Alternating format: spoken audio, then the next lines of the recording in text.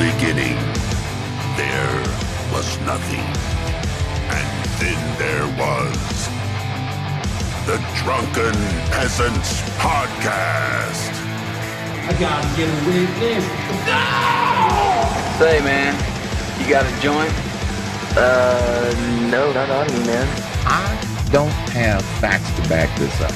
It'd be a lot cooler if you did. That's true. Sometimes I cry. Lick my butthole, he laughed. From the strangest corners of the internet, here to bring you opinions of the world from an altered perspective. Here are your hosts, the Drunken Peasants. Hi, everybody. Welcome to the Drunken Peasants Podcast. This is episode 830. Do it live!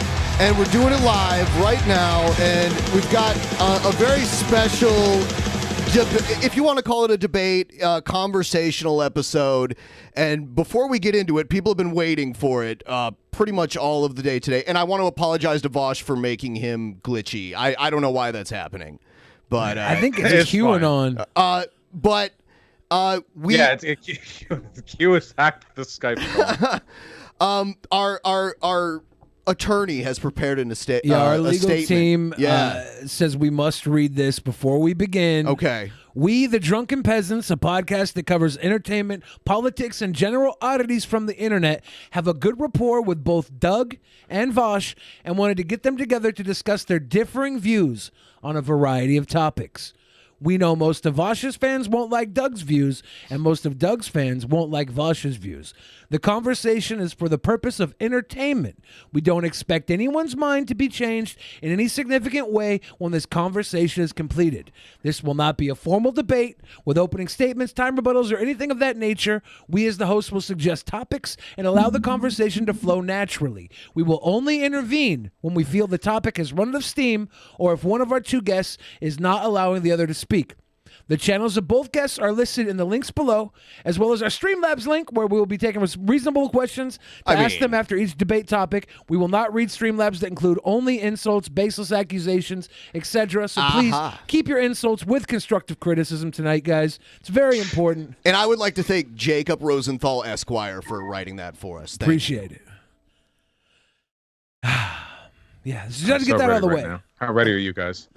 We're ready. We're ready. So, does my video look crummy? My video looks crummy on my screen. Is it crummy on your screen? It's very crummy. Between Vaush's glitch and your crummy video, this should be an audio-only podcast. I mean, it is what it is. Those of you with audio only are getting a premium experience. But we all like a little bit of crunchy food. Yeah. Man, I look terrible. You guys are roboing on me. And it's that crazy. Means I'm roboing. It's crazy. You're not even roboing, but you were very clear before we went live. Yeah. I mean, what I'm going to do is leave this call. You guys stay into it, and I'll be right back, and we'll try it again and just see if that fixes the issue. So, so I'm leaving the call. I can't believe that. Coming back in, joining the call. Phone call. All right, I'm back. I see. I don't know if I still look glitchy, but your frame rate's up. Yeah, you look a little bit max headroom.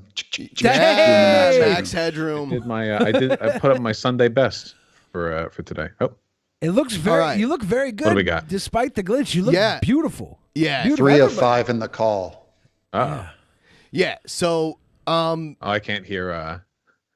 Ben. Oh shit! Oh, no. I got you. Oh no! I got it. I know what's up. QAnon and Antifa are attacking us right now. I can hear you. Okay, cool.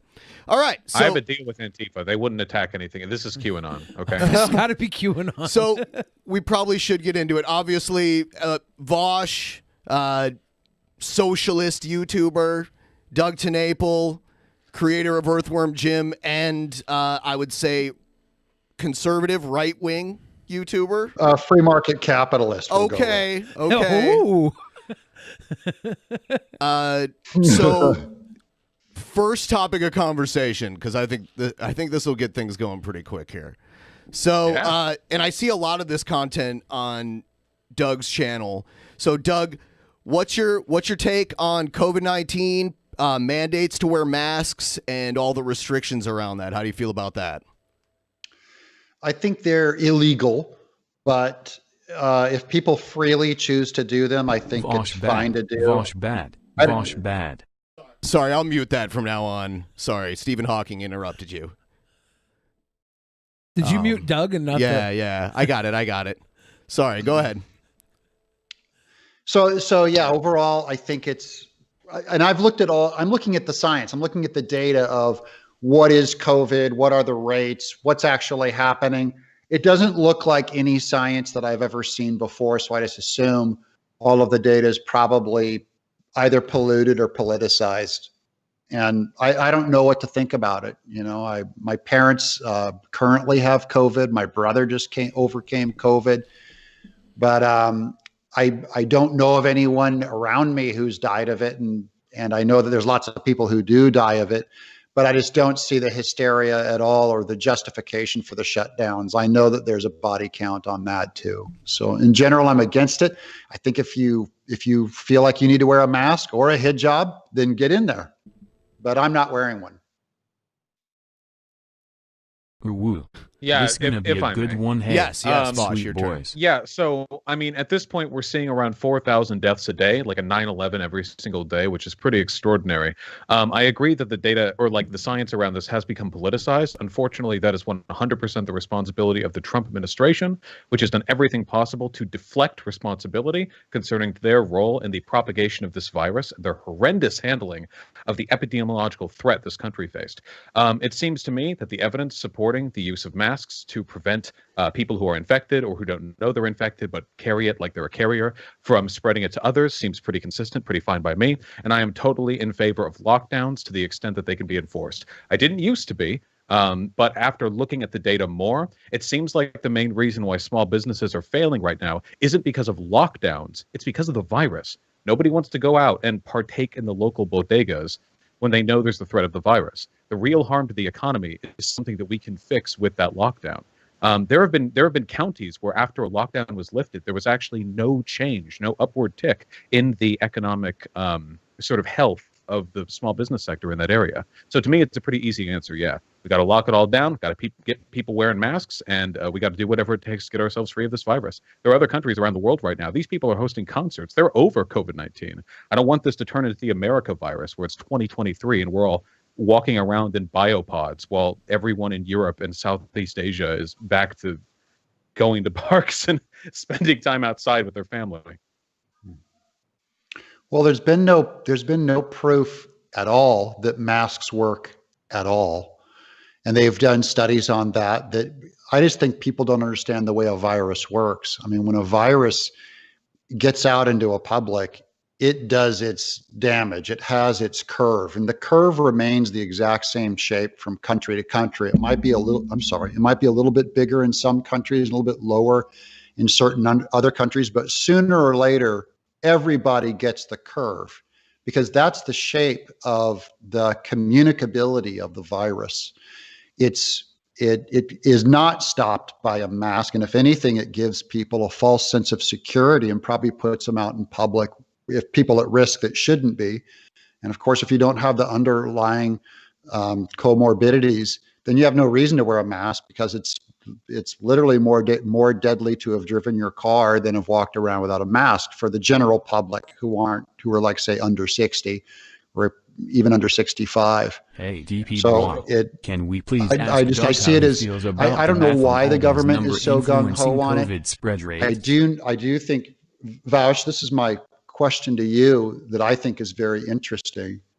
Why do you suppose the more woke my friends are on Facebook, the more likely they are to be mask advocates, and the more free market or pro-business someone is on Facebook, the more anti-mask wearing they are? And that goes for even people at my church.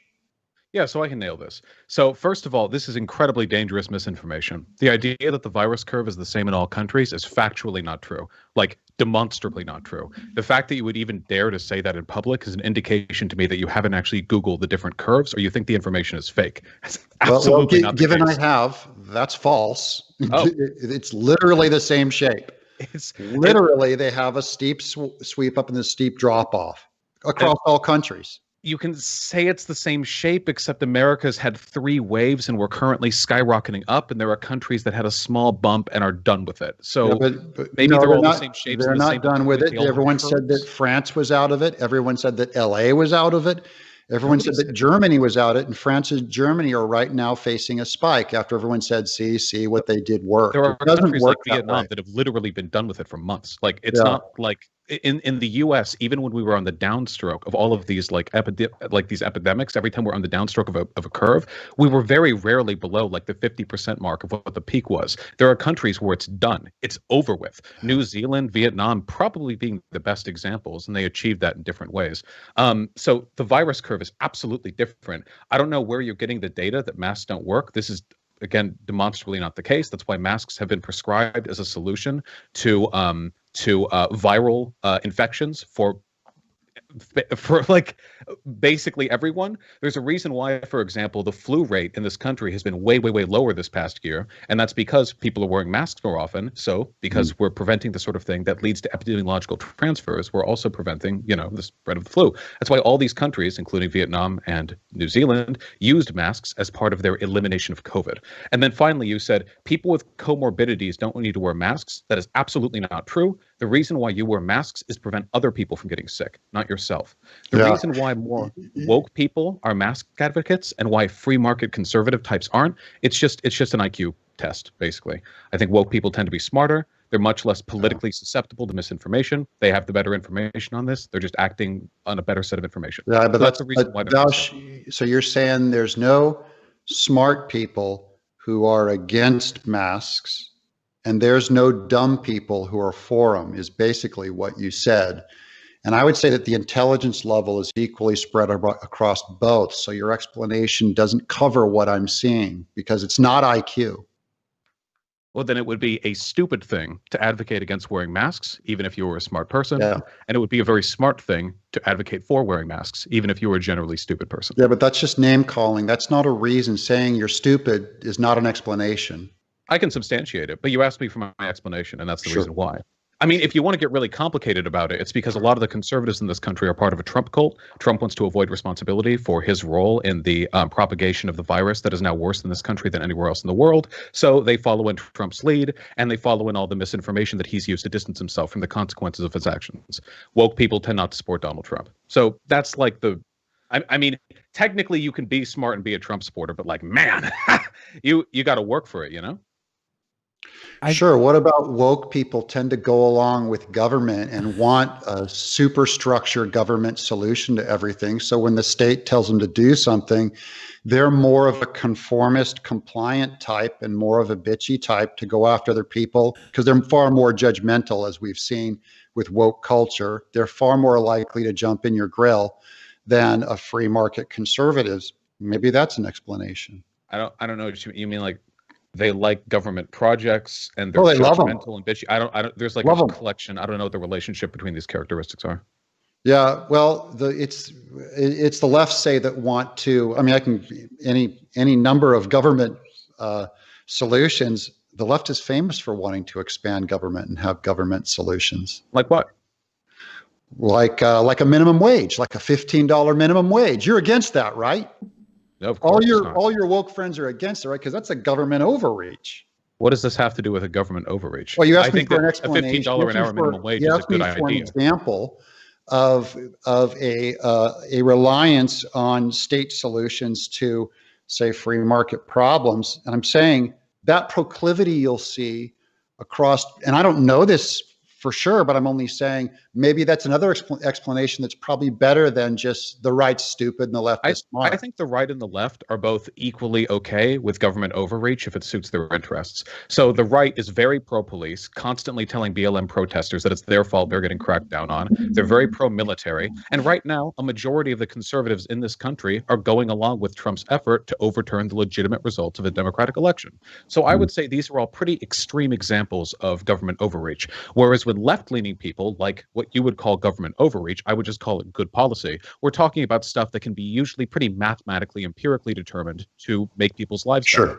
Like, well, then maybe instead of judging it with a word like government overreach, I'll just call it government expansion. because you haven't seen a government expansion quite like how they dealt with COVID. I mean, right now, America's doing worse than like any other country in the world. I think we didn't do nearly enough. We're doing fine.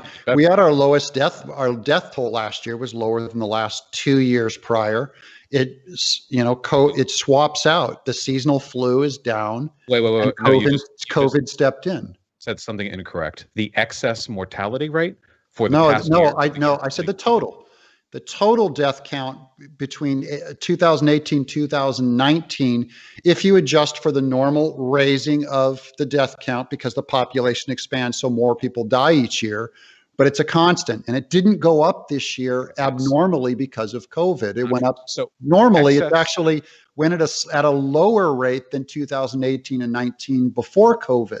So I'm afraid that's not true. Excess mortality is a statistical measure of how many people died in a country over a given period of time relative to the norm for that length of time. Right. So excess mortality over a year-long term would be how many more people than average, adjusting for population, died over this length of time than previous averages. And the excess mortality for 2020 is significant. It is significantly higher. I will say, normal. I will jump in and say that's correct. COVID became the new #1 cause of death in the United States after heart disease. So all the people that would normally die of heart disease in a year still died of heart disease, and then COVID on top of that. Well, or they died of heart disease, and because everyone has the COVID strain in them, because that's the way a virus works, they're going to attribute it to COVID because they get $75,000 per case in a hospital. So they're getting paid. Good old-fashioned capitalism at work. They're getting paid to discover COVID cases. So you pivoted there. So your initial claim was that there were no additional deaths. Now that you've been faced with the fact that there have been. No. It's not a fact. Wait, please, if I may. You are now pivoting to the conspiratorial I'm not claim pivoting. I stand by my original statement that there is no higher death rate in 2020. It was actually higher in 18 and 19. Okay, now, according to the most updated count to date, researchers at the CDC and have found that nearly 300,000 more people in the United States died from late January to early October this year, compared to the average number of people who died in recent years. So 300,000 additional deaths, 300,000 people had died from COVID by early October. These numbers are overlapping pretty conveniently from my narrative. You have to look at the total deaths. I said the total deaths. The excess mortality is additional deaths over the total. The total is higher. Well, 300,000. Not if you weigh in the amount of seasonal flu people that died, because now there's not a seasonal flu death because a stronger or a newer virus tends to take over the death toll and the other normal seasonal flu virus deaths for which Doug, what would you 300,000 more? What would you say to someone that would argue that the COVID restrictions are the things that are keeping the flu deaths lower? I most, like I said, this has been politicized, so I think you're largely going to get confirmation bias. Okay. If you look at an area that puts on masks, and if it spikes, and what I see is 50-50. So a state announces they're going to enforce masks, and half the time the COVID rates are slowed, and half the time the COVID rates go higher. So you'd only find that kind of a statistical readout if it literally had no effect, because just by normal gravity, sometimes COVID rates go higher and sometimes COVID rates go lower. So what you'll have with a confirmation bias is someone enforces masks and they see the COVID go down, and that gets reported in the news as, see, masks work. And then in the other 50% of the cases where they wore masks and the rates go up because of confirmation bias, someone will say, well, they used it too late, or they were rednecks who probably went to a concert and disobeyed the masks. But there's no actual evidence showing either one. So wait, can I jump in on this? Sure. Yeah. Do you ever feel ashamed, like lying to your audience? Well, I think that's a shot below the belt. You can No, demonstrate how I lied. the stuff that you say gets people killed. I don't feel like I have to Yeah, reprise this in you any can way. keep your No, dramatic. hold on, wait, That's if I not- may, wait, please. I'll give you all the time you want afterwards, but I just Sure. have to say, everything that you've said is factually incorrect. It's not a matter of interpretation or opinion. That's easy to say. You're hard to attempting, prove. you're attempting to politicize it because I don't know where you get your news sources from, but the fact remains that if you take a look at the total number of people who died in 2019 and compare it to the total number of people who died in 2020, there is an excess number of deaths, which perfectly accommodates the number of recorded COVID deaths. They overlap precisely. In addition to the data, which indicates that masks are an effective way of reducing viral spread, because COVID-19 is largely spread person to person in droplets, which you express whenever you speak, because we all have spitty mouths. When you wear a mask, you keep a lot of that from going out. Yeah, It's not you're perfect, but it does if help. we're going to call This is names, all- you're this is and all if I don't care about settled. people's lives, then you're a false fear monger. You just want people afraid. No, people are dying. How would you wait? I just like I from didn't my say I don't perspective, care that people die, Vaush, but you're extending that letting on them me. die. That's not You very. don't care. It's not accurate. If you cared, you wouldn't lie in ways that were so obvious that I could obliterate them by Google. Yeah, searching. you're boring me, Vaush. Look, when Wait, you I'm wear sorry. a mask, Is the boredom inconvenient to you? Would you rather go back to your large YouTube channel and spread misinformation to an audience with no effort? This is demonstrable stuff right here. Who Yeah, cares? I Sorry if it's think we whatever. might want to Fart. move. I think we might move on. We can move on. Yeah, we'll move You're on to farting. something else here. By the way, I just want to mention, give our stream a like if you're watching our stream right now, and subscribe to us. And Please do. and feel free to come over here if nothing else to see glitchy Vaush. I don't know why it's happening, but it's like it's interesting. And I said max headroom. Hopefully, some of the Zoomers out there will understand what I was talking about. That was I off got air, that right? one. Yeah, I got knew that. you would. So let's. I was watching Vaush's stream earlier, and he was watching Doug talk about the 2020 election and the Capitol raid and that sort of thing. So Vaush already has an idea about Doug's argument here, so I'll let Vaush go first on this, and then we'll let Doug go back. Sure. Oh yeah, it's the reason why I'm in such a good mood today. It's because in spite of all the shenanigans, in 4 days the clouds part, and the glorious Antifa leader Joe Biden, following his legitimate and rightful win in a fair democratic election, becomes the leader of this fine country, and we get 4 years to undo some of the damage that's been dealt the previous 4.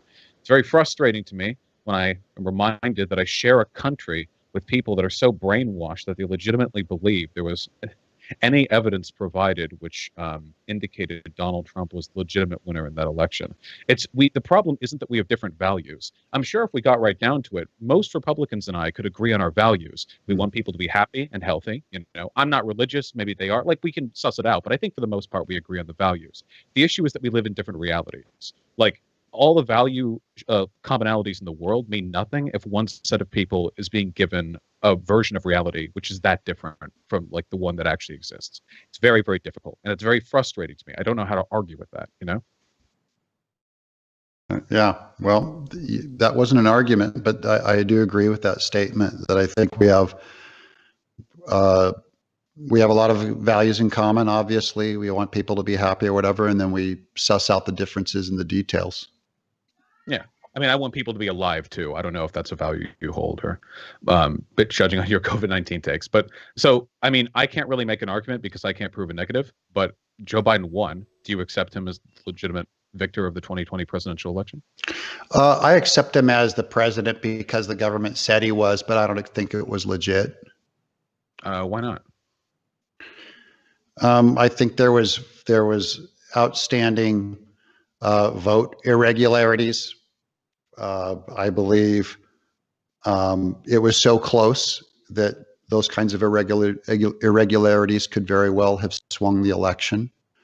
I think there was a lot of concerns about the compromise, if the voting machines were compromised, if the ground game with dead people voting and things like that. I just think I like elections that are where one guy just clearly smears the other guy, instead of the elections where we get 51%, or 53% or whatever. I just feel more comfortable if it's a complete smearing, because then it's beyond the kind of anomalies that we see with voting in every state. Were you uncomfortable with won by Trump's win 7 against million. Hillary? Yeah, Trump lost by 3 million votes. He Yeah, won pretty narrowly.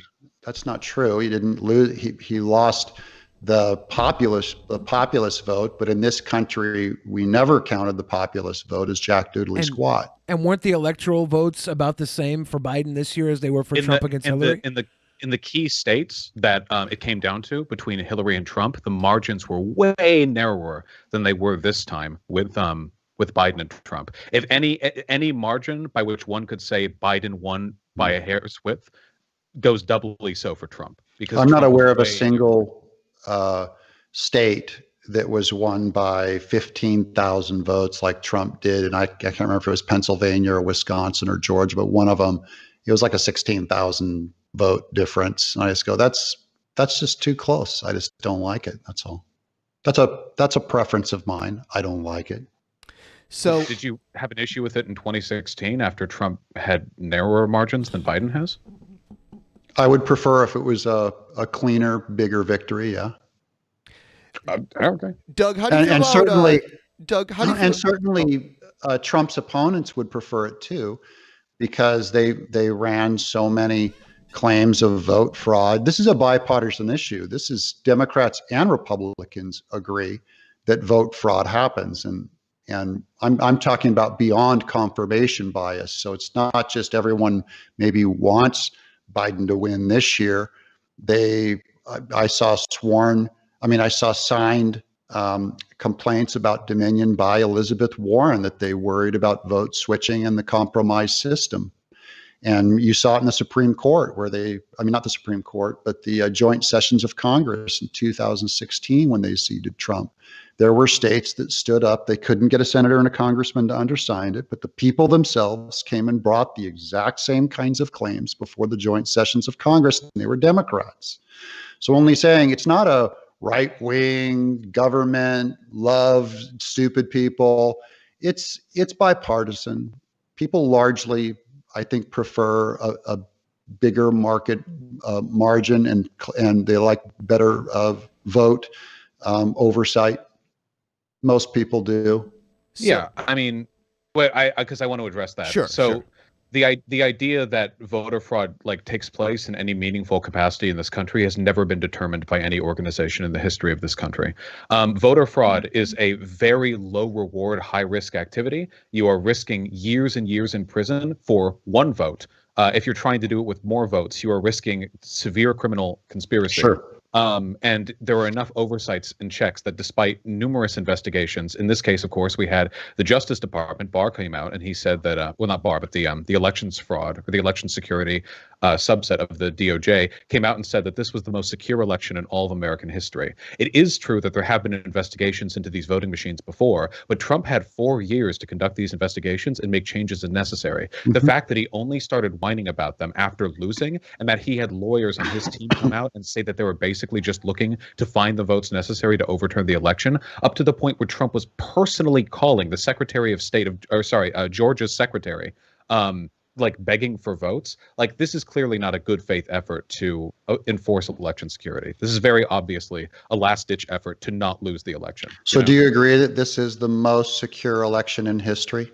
It seems to be, yeah. As far as Then I would say that's really quite a compliment you're paying to Trump, because for 4 years he's been working on that system, and it is now, by both parties, at least your party agrees, it's the most secure election in history. So Trump's pretty amazing. I don't know if Trump had anything to do with the centuries-long. I'm pretty sure he fired the guy who was responsible for it.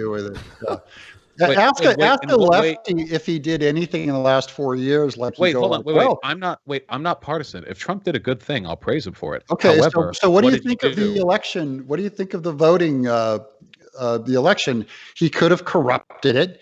He could have gone and struck a deal with Russia, but instead he had the most secure election in history. I'm not going to suck him off for not doing more to attempt to cheat. But you just said that he was the one. Well, I need to know. Yeah. You just said that he was the one who made this election secure. What did he do to do that? What laws did he? That was hypothetical. I was just answering your question. Oh, well, okay. Yeah. Well, I mean, then there we go. I'll praise him for I'll praise him appropriately for the legitimacy of the comment that you made. I guess. Doug, do you think that if Trump wouldn't have been so anti mail-in voting, that he might have gotten some extra votes that would have helped him win? That's the theory, but it doesn't weigh out in looking at the election results, comparing it to the last time of the vote-ins. When you have a level of votes that are like 98% for Biden on mail-in, that starts to defy the statistics of, you can practically have Trump run in a socialist country and you'd get better than 95%. I mean, better than 5% of that. So I'm just saying at some point it starts to go beyond statistical analysis. That is not a proof, because all that the mathematicians will say is that this is an anomaly. They don't say that it's caused by fraud. They don't say anything like that. They only say all of these statistical outliers. It's weird that they're there, and then they find them, and most of them are in swing states. That's all that they'll say. They can't give a cause because you can't know what happened. What mathematical anomalies? Like that Biden got, 95% votes that came in some chunks. That makes sense. And that's just if you have a very left-leaning county, and then of the left-leaning county, you're selecting only for the people who do mail-in ballots, which Biden explicitly encouraged and Trump explicitly discouraged. It makes sense to me that those ballot drops would be like that heavy towards him. Mm-hmm. I'm sure I've read that reason. I think it's reasonable enough. It doesn't convince me, but I think it's compelling. Doug, I really wanted to get into something I heard you say in one of your recent videos that I've heard many people on the right saying recently, that the people that stormed the Capitol building were Antifa in disguise. Is that kind of summing up what you had said? Yeah, if I exaggerated it, I don't want to mislead you or anything. Okay. I don't believe it was all of them. I mean, I know people all over the ground, and they obviously weren't all Antifa. I only pointed out in that one video I showed that one guy was Antifa. How was that guy Antifa? What's that? How was that guy Antifa? I mean, he was arrested for being an agitator for Black Lives Matter and Antifa in 2020. The person you're referring to, has actually been disavowed by the BLM organization. They have outed him. I disavow him too. Okay, well, that's great. But they've accused him of being like a literal plant that goes to BLM rallies to try to stir shit and try to get like police brutality cracked down on the real BLM protesters. So I don't know if that guy's like a BLM guy. You also did a video where you said that a guy who was cracking on the window from outside was Antifa, and you said it was because he was skinny. So I don't know. Because of his what? I'm sorry. Because he was skinny. You said he was skinny and looked like he played too many video games. Oh, that's what I describe all Antifa as. How is he Antifa? There are skinny Trump supporters, aren't there? You're skinnier than I am. No, because in fact, I said in the video, most Trump supporters look like fat guys who went to a Calvary Chapel barbecue with gray hair. Is that why you like me, Doug? Dude, I love you guys. I love my fat people. I love my fat people. Do you think it's a little weird that like there was an attack on the Capitol by political radicals, and you're using sort of spurious accusations to assign people to the political opposition with no evidence? Like you're kind of forming out of responsibility there, No, I think if you look at, for instance, they found 12 Molotov cocktails on a guy. So I think if you look at who has used Molotov cocktails, would you say more Trump supporters have used them, or has Antifa, who have burned down four cities with Molotov cocktails? People make Molotovs when they want to fight with the police. Normally, Antifa's the one fighting with police. This time, Trump supporters stormed the Capitol building and fought with Capitol Police. So this time, they made the Molotovs. I do agree that there are definitely Trump supporters in that storm and in the violence. There's no evidence of any Antifa anywhere there at all. I showed one in my I showed one in my video, and you may say that he's been disavowed. I'm only saying I see a reason why they would disavow him. I have no reason to believe that. I mean, they didn't disavow all of the Antifa guys that burned Portland to the ground. They were all violent. Did they disavow them too because they're so against violent protesters, Vaush? Yeah, okay, but we're talking about the attack on the Capitol. No, I'm talking about Antifa. Okay, wait, but there was no Antifa at the Capitol. So you I talking know, about but you Antifa said that they disavowed him because he was the kind of guy who started violence and riots. No. Is Wait, Antifa against let me be burning clear. Portland to the ground? So hold on. You've got a lot of things confused. Now- First of all, this guy Yeah, was disavowed. I'm confused, Wait, please. First of all, this guy was disavowed months ago. Second of all, he wasn't Okay. Antifa. He was with BLM. Third of all, he was Same thing. disavowed because he was acting like a fucking CIA plant. He wasn't disavowed because he did property damage. He was disavowed because he continuously and repeatedly acted against the interests of the protests there. So the only BLM associated person you can find is the least BLM associated person who's ever been associated with BLM. This is a person who has been completely ostracized from the broader movement specifically because everyone thinks they're a right-winger that just goes there to stir shit. This disavowal was done in November of last year. So the idea that this is some last-second attempt at distancing themselves from an Antifa agent that was in the Capitol is not the case. This guy is a far-right op and always has been, and everybody knows it. So with regards to like the Capitol attack, there's no evidence of Antifa being there at all, period. It was Trump supporters. They're the ones who got 5 people killed. They're the ones who attacked the building. They're the ones who smeared shit all over the halls of our congressional building. They're the ones who threaten the lives of our congresspeople. Like, it's Trump supporters. I don't know why we have to lie about this. If you want to talk about Antifa, I'll defend Antifa. I'll defend the shit that they do. But this is a very, very, very far cry from an attack on the Capitol. If Antifa attacked the Capitol building, they would have been gunned down from helicopters. I just want to be clear about that. If black blocs, they'd have been by the Democrat half. They'd have been called a peaceful protest. I don't know why you think Antifa don't get cracked down on by the police, because there's actual evidence that police treat Antifa and BLM way harsher than they do Trump supporters. You're like attempting making it sound like I'm with it isn't true. Yeah. Well, yeah. I saw it with my own eyes. America saw it with their own eyes, flat out. They were called by Kamala Harris. They said, you're a freedom fighter and keep going. I mean, they've been given a pass. We've watched it all the time. We've watched their violence has erupted and burned, including DC down. They've burned DC. They've burned Portland. Doug. By the way, I don't know. Wait, I don't. Just one last thing I'd say. Okay. I just want to say this. You're pivoting again. You know that, right? We're talking about the Capitol building. These cities are not burned down, Doug. I mean, I live a few hours away from Portland. It's still there. I live in Seattle. It's still there. I was in the Capitol Hill Autonomous Zone days after it was closed down. Was the police department burned to the ground? That was in Seattle. That was in Seattle, and I was there days after the Capitol Hill Autonomous Zone was opened up again. It was taken over. Not burned down. And I was there days after, and they were rebuilding days after. It was not. It wasn't a big. It was cleared out too, wasn't it? Like there weren't any people in it when they took it over. It was like they had abandoned it on purpose. Well, I'll just appeal to the audience and say you can believe these 3 guys, or you can believe what you saw on the news last year of cities completely on fire, a Wendy's on fire, a police department on fire. How dare they burn that Wendy's? We live there, Doug. Okay, wait. We're just talking about the attack on the Capitol. That's what we were talking about. That was the subject outlined.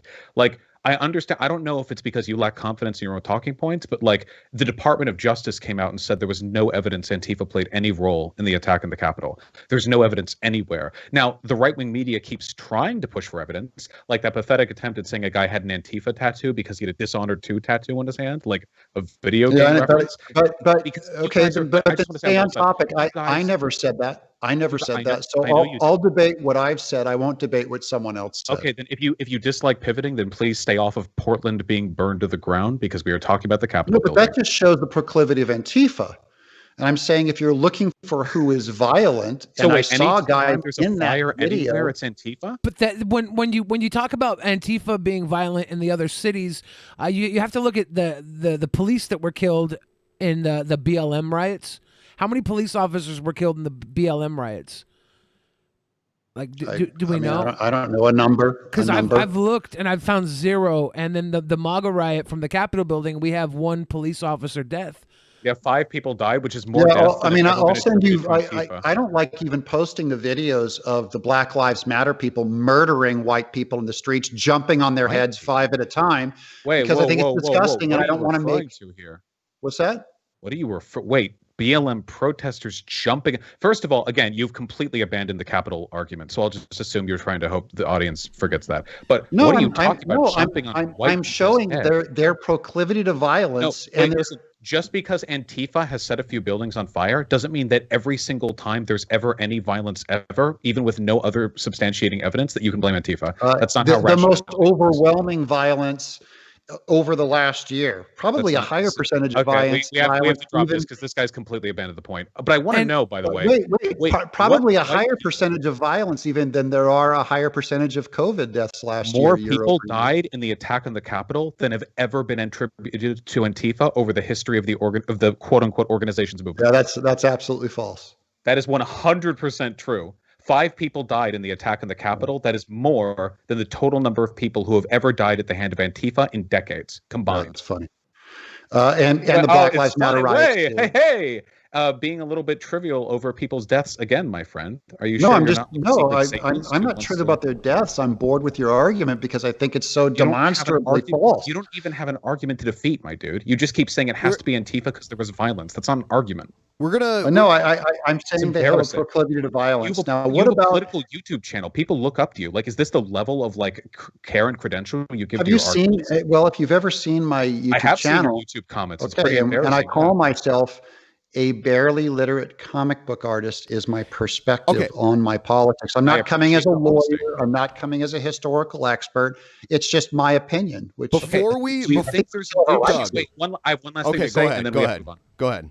Do you think there might be an issue with people looking up to you for your political takes when you seem to rely on your ignorance as a defense to your inability to defend your arguments? Yeah, I just disagree with that entire statement. It's all false. Okay. Yeah. Can I ask about the white people thing though? I just want to know what you're referring to. Black people stomping on white people's head. That's. Like, I could send you videos. I'm saying there were dead people in those riots of people getting the shit beat out of them by protesters. Like it was averaged. I mean, you can't. Dr. BLM were black. Why? Like, why white people? Are you trying to race bait there? You're trying to start a race I'm trying to race bait. We're gonna lighten the mood with I didn't think we'd be playing that card so quickly, but I knew it would come out. Hold on, guys. Jumping on white people. I'm like, whoa. Geez. Okay, whatever. Whatever, bro. We're gonna lighten the mood with a different subject before we get back into the political stuff. Because I've heard Doug's views on a certain thing. And then after that, we've got a few Streamlabs with questions that for both of you guys. But so, Doug, what's your opinion on anime versus Western animation? Oh, I hate anime compared to Western animation. I'm a big fan of Akira. Did a Google search and apparently 19 people died in the George Floyd protests. Okay, that's almost 4 times. A little bit of Miyazaki. I like Capitol. Spirited Away. Yeah, not much else. I like Miyazaki a lot, and I'm not an anime guy, but I thought Miyazaki was interesting, very fun to watch. It's like looking at cartoons, animation in like a different light because of I don't know the way the Japanese culture affects it. It's very interesting to watch. Beautiful stuff. Yeah. I love animation. I don't care if it's anime or Western. There's more Eastern animation than there is Western. I just like animation. I think it's a cool art form. I've been watching a lot of anime lately. We've been watching ReZero, which is garbage, no matter what weebs tell you, with some good moments.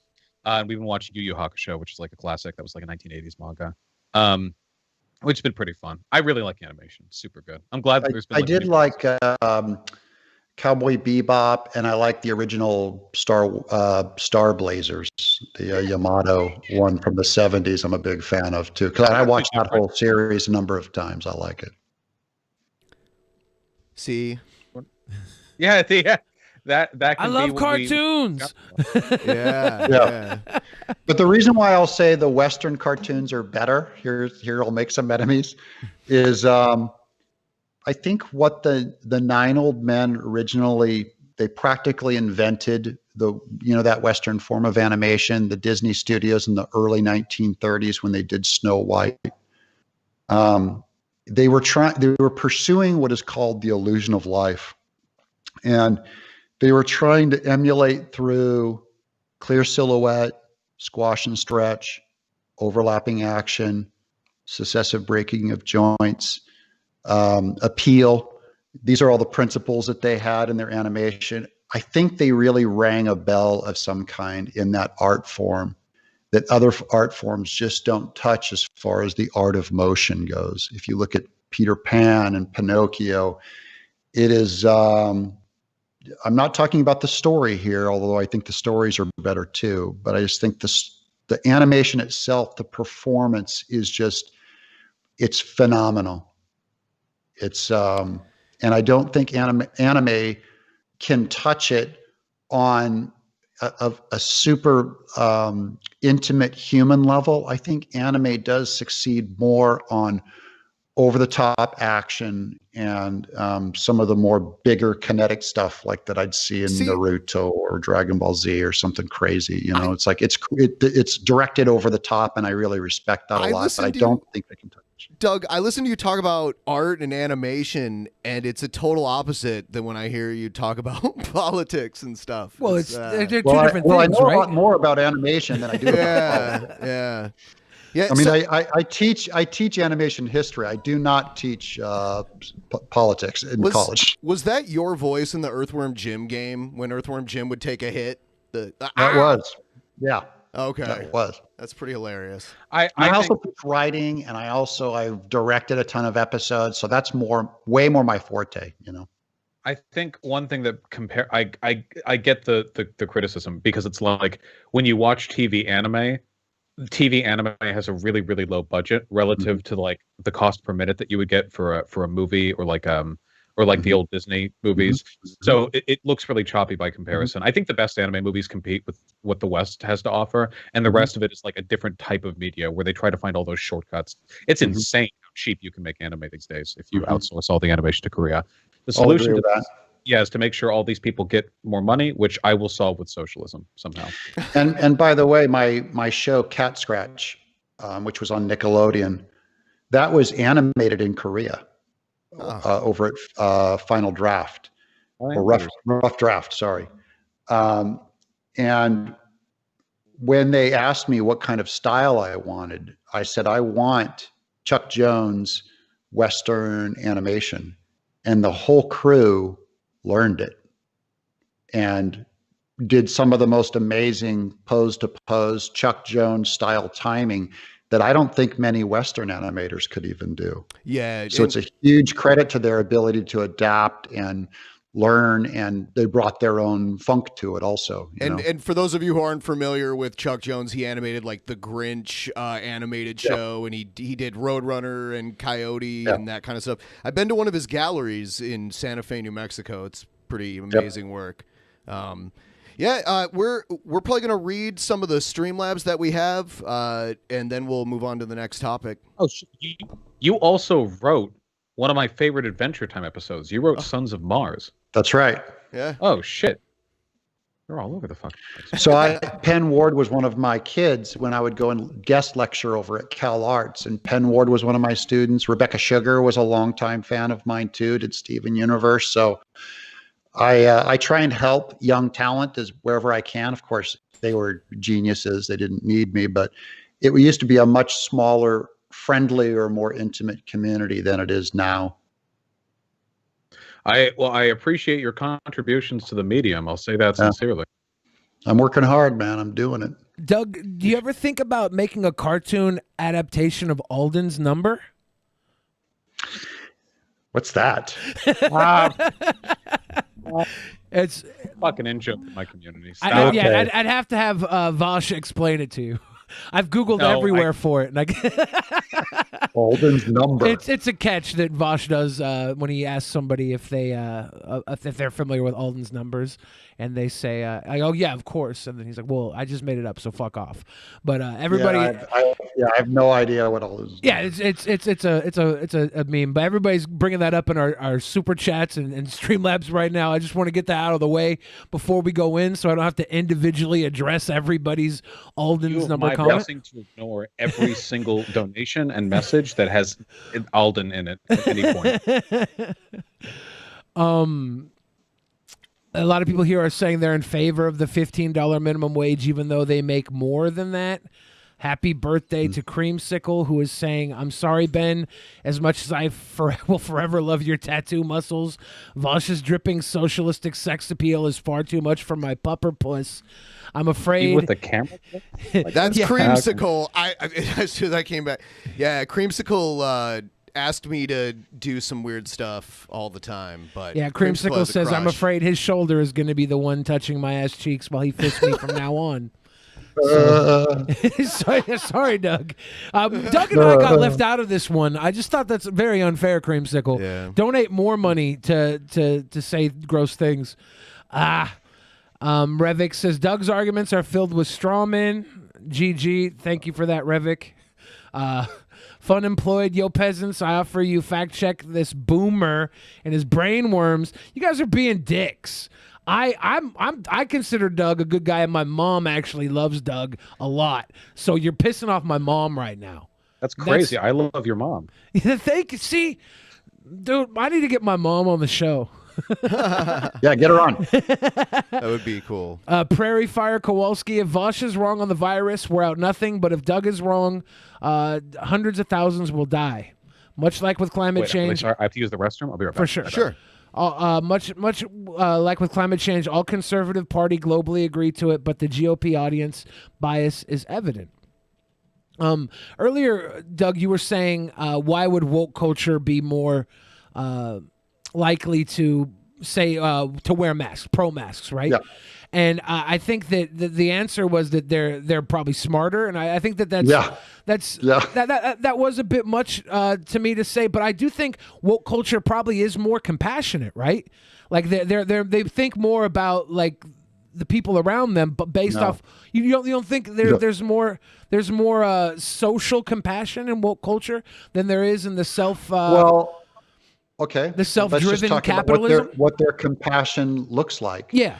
Their compassion looks like elderly people not able to visit their spouse while they have COVID and die alone. That's what their compassion looks like. Their compassion looks like people not able to attend wedding ceremonies unless, they have a certain number of people clamped down while Gavin Newsom goes to wine country for an expensive dinner. That's what their compassion looks like. A spike in suicide rates last year like we've never seen before. Complete isolation of human beings like we've never seen before. Beautiful people covering up their beautiful smiles like we've never seen before. A spike in depression like we've never seen before. A worldwide economy that is being crushed by American business, no longer able to help give our funds to feeding people around the world, which is causing more starvation, more death. It's that's what the compassion looks like. So I know that people feel more compassion on the left. I'm only saying the facts don't bear out that they actually are compassionate. 400,000 dead, by the way. Like other countries have already fixed this. We can't get rid of these problems until we get rid of the virus. We know what gets rid of the virus. It's that simple. Like we just have to do it. Like what sucks is we're actually doing the worst possible thing. Like Trump has actually taken us down the worst road, because if we did nothing at all, like no masks, no lockdowns, whatever, people, would be suffering miserably, but at least we wouldn't have to deal with the lockdowns. But if we he did do 4 vaccines in 6 months, thanks to private industry, thanks to 4 privately held big pharma countries, and thanks to his that wasn't Trump. That was them. Thanks to his deregulation. No, we've already gone over this, that even if Trump does it, he's not going to get credit for it. But it happened under his regime. But he didn't do it. You have to find an example of him doing something that I don't give him credit for that argument to be legitimate. Yeah. Because if he ever did anything good, I would give him credit for it. Okay. Well, do you realize that he did remove a lot of the hang-ups with the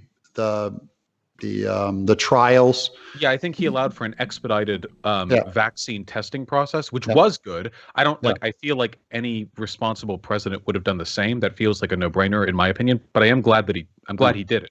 And you're not going to get me by saying private industry did it, because you know who in those private industries makes the vaccine? Workers. Common proletariat. So they're on my side. The government shouldn't own the means of production. Well, I don't mean the government. I think the people should own the means of production. I'm not a big government guy. But what was I saying? Oh yeah, we have to get rid of the virus. We're gonna end up with 1 million people dead. It's gonna be so bad. We need to get it under control. But it looks like the vaccine is coming out, so maybe that will help significantly. It'll lower the Hopefully, p-value, yeah. which means that Hopefully, wait, Doug, have does. you gotten it? Very few people have gotten it. Have you gotten the vaccine yet? No, I won't get it either. At all? Nope. Oh, wait, you don't want to? Well, yeah, I don't want to. I'm going to wait to see what happens, but no, I'm not going to get it. I don't ever get the flu vax either. I don't get anything. Big boy Bernie Sanders has already gotten it, so you know it's good. Well, old people should get it. My parents got it, and we should get it out to old people. And that is a huge indictment of the state too, that we have vaccines basically being thrown away because we can't roll them out fast enough. Israel has done 10% of the world's vaccines happened in Israel, but our state is so jacked up that they can't get the vaccine out. I wonder if that'll change at all after Biden seizes control of the apparatus. Whether if it changes or not, they will say that he saved the world with his vaccine. Well, what if it does start rolling out faster? Like, would you give him credit for that? Yeah. Yep. Okay. Yeah. Like, you have to want Biden to do well as president, right? Doug, it's kind of like how the Bible says in it that people will doubt that it's true, right? Yep. Yeah. I can't wait to get it personally. There's so much stuff. Well, by the way, I'm not aware of the part in the Bible where it says that that people will say it's not true. I don't know. Oh, it says that people will doubt it in the Bible. The Bible says that people will doubt what's in the Bible. Anyway. I'm not aware of that. I've read the Bible my whole life. I'm not aware. You'll have to give me the address on that. The Bible was very prescient. It actually predicted Joe Biden's win. Well, yeah. That was the Antichrist chapter, right? That's right. That was in Revelation, I believe. Hey, you use that excuse up with Obama. They were all saying Obama was the Antichrist. Now Joe's coming in. Fresh Joe. It's true. Yeah. Baby Caffeine Joe coming in with lots of energy. Yeah. No, Uncle Joe. It's Uncle Joe Biden. Uncle Joe. Yeah. Uncle He's got Joe. a lot of names.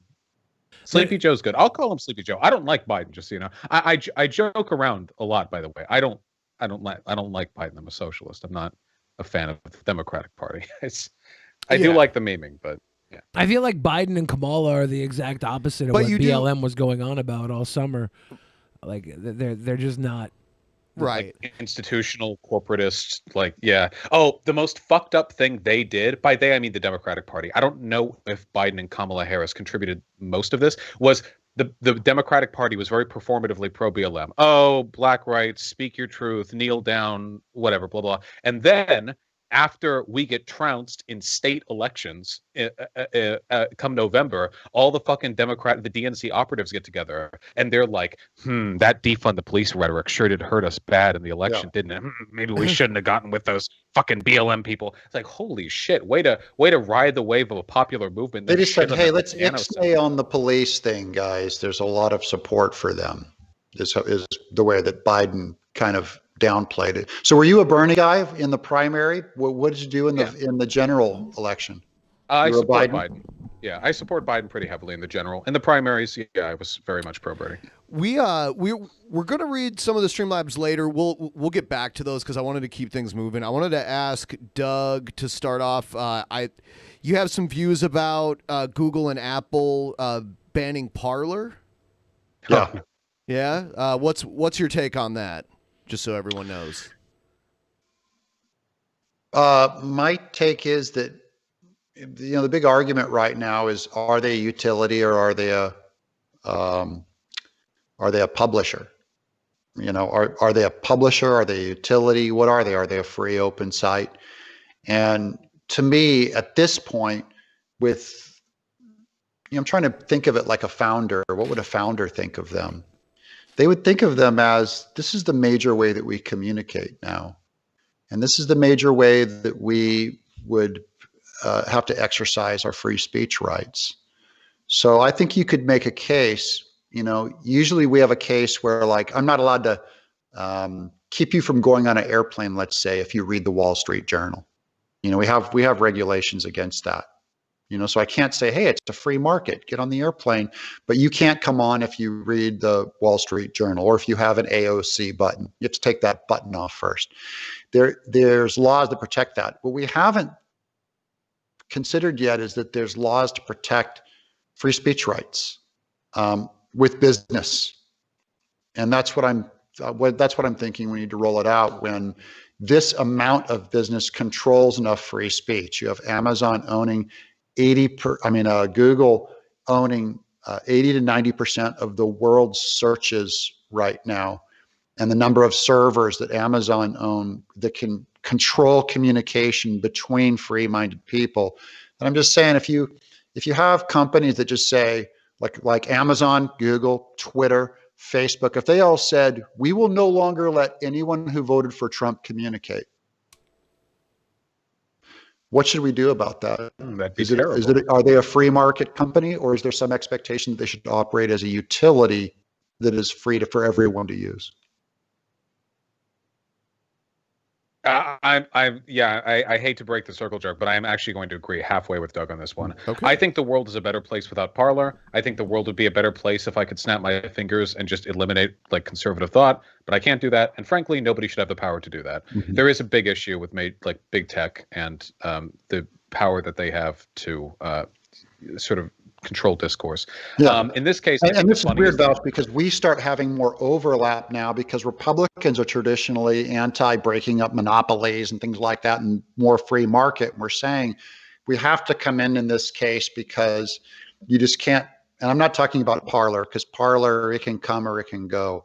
I'm worried more about like me not being able to use my credit card because Visa says, oh, we find out that you're pro-life and we don't want you doing business with us, or I can't use PayPal. And then I get my servers deplatformed like Dick Masterson did. I'm just after a while you go. I do want to say the only thing that ever got conservatives off their butt to defend some kind of government regulation of the market was them getting banned off Twitter. Like, no, when it comes to like unions or like, OSHA or like anything regarding workers' rights or anything, but like getting banned off Twitter. Now we have to nationalize the internet. It's funny because if it weren't for the fact that Ajit Pai had nuked net neutrality, this probably wouldn't be as much of an issue. But I mean, we're all swimming in the same shit-filled swimming pool. Ajit Pai. With Ajit, the guy with the giant. Oh yeah, from the FCC. Yeah. So the issue here is that, like, at the end of the day, it is ultimately the legal right of Amazon to not want to provide their servers to Parler. That is their legal right. However, the logical consequence of this is that all internet discourse is completely controlled by a hyper PR minded, super duper ultra publicly friendly corporation that censors all discourse they don't like. And that's not good. There has to be a reasonable middle ground here. I don't think you can completely get rid of TOS restrictions at websites. Like, if you're super racist, you should probably get banned if that's their TOS. I think that kind of has to stay. What we could probably do, however, is find a way if we could introduce a limited nationalization of internet infrastructure, or if we could guarantee a very basic level of communication, so that way, even if people are odious enough to get deplatformed all over the internet, they're not completely removed from public discourse. And I say that knowing that there are a lot of neo-Nazis who I think should not be in public discourse, would probably also take advantage of that, but it's probably something that we should be able to do for our citizens anyway, Yeah, I agree with you. I'm not saying we need to provide a platform for neo-Nazis. I don't think anyone should have to. I guess there's a reasonable amount of conscience that I would say, yeah, if you don't want a platform or Nazi, you don't have to. But you still need to be able to platform people who you really, really, really hate, like Trump. How about a publicly funded social network? Well, are you familiar with Blue Sky? Is there something like that? Are you guys? No. Vaush, have you heard about Blue Sky? I've not heard about Blue Sky. Okay, so Jack recently from Twitter said that they're funding a small independent team of up to 5 open source architects, engineers, and designers to develop an open and decentralized standard for social media. So Twitter's funding that under the idea that it will be open, and they're putting it in the hands of a small independent team. It's something to look into. It's the baby steps right now. My baby step would be, maybe this would be cool. I don't know. I'd need to think about it more. But what if we didn't fundamentally change how big tech works immediately, but instead we have a social media platform kind of like WordPress that's managed and owned by the government? The only thing you can do to get deplatformed from there is literal crimes. If you're making death threats or posting CP, inciting violence. Yeah. Really, really bad stuff, you could get deplatformed. But otherwise, even with really odious behavior, you're still up there And it's like a publicly accessible platform. Yes. And that way, if people don't want to be a part of it, they can stay on Twitter. But everyone has that like a baseline level of public engagement. Can we also maybe I'd have to think about it. Can we also ban people for spamming the N-word? That annoys me. Okay. I'll write a letter to my congressman. Thank you. You know? So let's. It The is a tough problem is question. that It is a is tough question. all of these systems where we're at now is like uncharted territory, and it's very hard as we start to talk about what would be allowed and what wouldn't be allowed. Like I wouldn't feel comfortable with a government run anything. I just don't trust the government. I also wouldn't trust anything that Jack was involved with as far as what he claims would be free. So you didn't trust the government when Trump was president? Well, wasn't that the whole QAnon absolutely thing? not. Wasn't that the entire Absolutely not. I QAnon don't fairy trust the tale? government. The entire QAnon fairy tale was that Trump was inside the government to take down the government. He was harping on the lack of trust in Which the is government. ridiculous. I'm not a QAnon guy. I don't believe any of that. Oh yeah, stuff. I'm not. So I'm not saying you are. I I'm just want to like, get into reproductive rights and abortion. Oh, God. And Planned Parenthood. Because I've seen you basically say that Planned Parenthood is a murderous organization. You even accuse them of trying to eliminate black people from the United States population. Now, but I'm lucky that Vaush is going to be on side of this because he just now last hour said regarding the coronavirus, he was for more people living than dying. He was using that as a judgment of me saying how correct his point of view was, that he's for more human beings living than dying. So really depends this on where is you going to draw the be line at a this person, is going to then. be good to test just how compassionate he is versus me. but I think until you can consent to live, that we shouldn't force you to be alive. It's not. It's so. Wait. If I can jump in, it's Sure. not really a personhood argument. Personhood is highly philosophical. Religious definitions are not really inherently any worse than scientific definitions. When it comes to when a person becomes a person, there's not really a right answer to that. Well, as the only pro-science person here, science says human life begins at conception. That is what they say. So you can argue who is pro-science. Wait. Who here agrees? Let me lay the science argument out if I that can. human Go life ahead. begins at conception. Who here is with science? I'm I pro mean, death. all of us, right? I'm All of pro us. death. Yeah. Okay. Well, so Here comes all the endless caveats now. And The real anytime you start argument here- caveating, as long as you're caveating for your life, that's interesting to me. Yeah. But you have no right to caveat for someone else's let him life. And respond, go, well, Doug. if the mom really wants to stay in college, then maybe he's not so alive.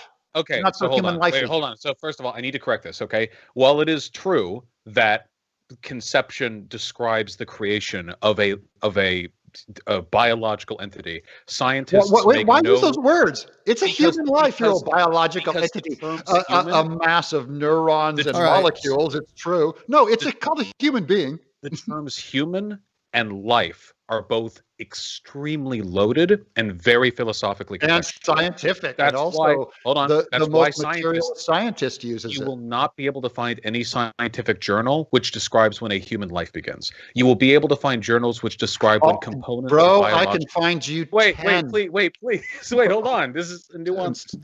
Okay. I'm not pro murder, man. This is just a course legal not. argument from my perspective.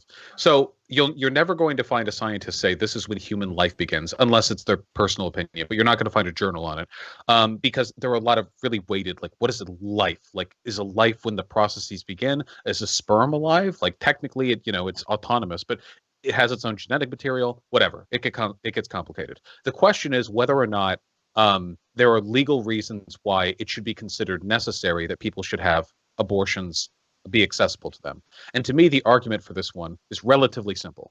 Ali did a video on this. It's so difficult to reiterate, but the basic gist is a fetus is dependent on your body to live. Obviously, you can't just eat that shit and it's fine on its own. It needs your body. It is colloquially a parasite. I don't mean that in a negative connotation, like it's parasitic, but that is what it does. It feeds off of nutrients you provide to it.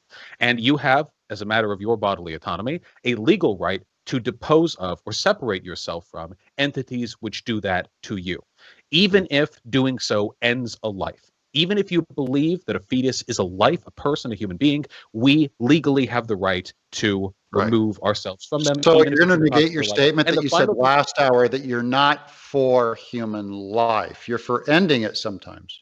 So let me give you an example, okay? Let's say Doug, it's a pretty simple statement. Are you for ending human life or not? Because last hour you were bragging about your superior COVID tactics with wearing a mask, that unlike me, in contradistinction to me, you're for saving human life. which do you value more? A human life or bodily autonomy? Your bodily autonomy. Yeah, you're answering a question with a question. I'm asking you flat out. I'm asking you to back up what you said. Vaush, I'm showing you, first of all, as a fraud, that you didn't believe what you said last hour. I do believe everything that So you have no right to hold that against me, because you are not for human life. You said, you can prevent. Frankly, looking down your nose at me going, unlike you. I mean, I'm actually I saving want you to human follow life. through on the argument for just a little bit so that we can arrive at a conclusion. Yeah. Are they 3/5 human? Do they get Doug, 3/5? Doug, I have to stop you. Until that human life can wear a mask, it doesn't count. Shut the fuck up. Stop. Okay, hold on. I want to run this through. Okay, please. Go ahead. Which do you value more? A person's life or your bodily autonomy? Do you have a default answer to that, or can I provide an example? Do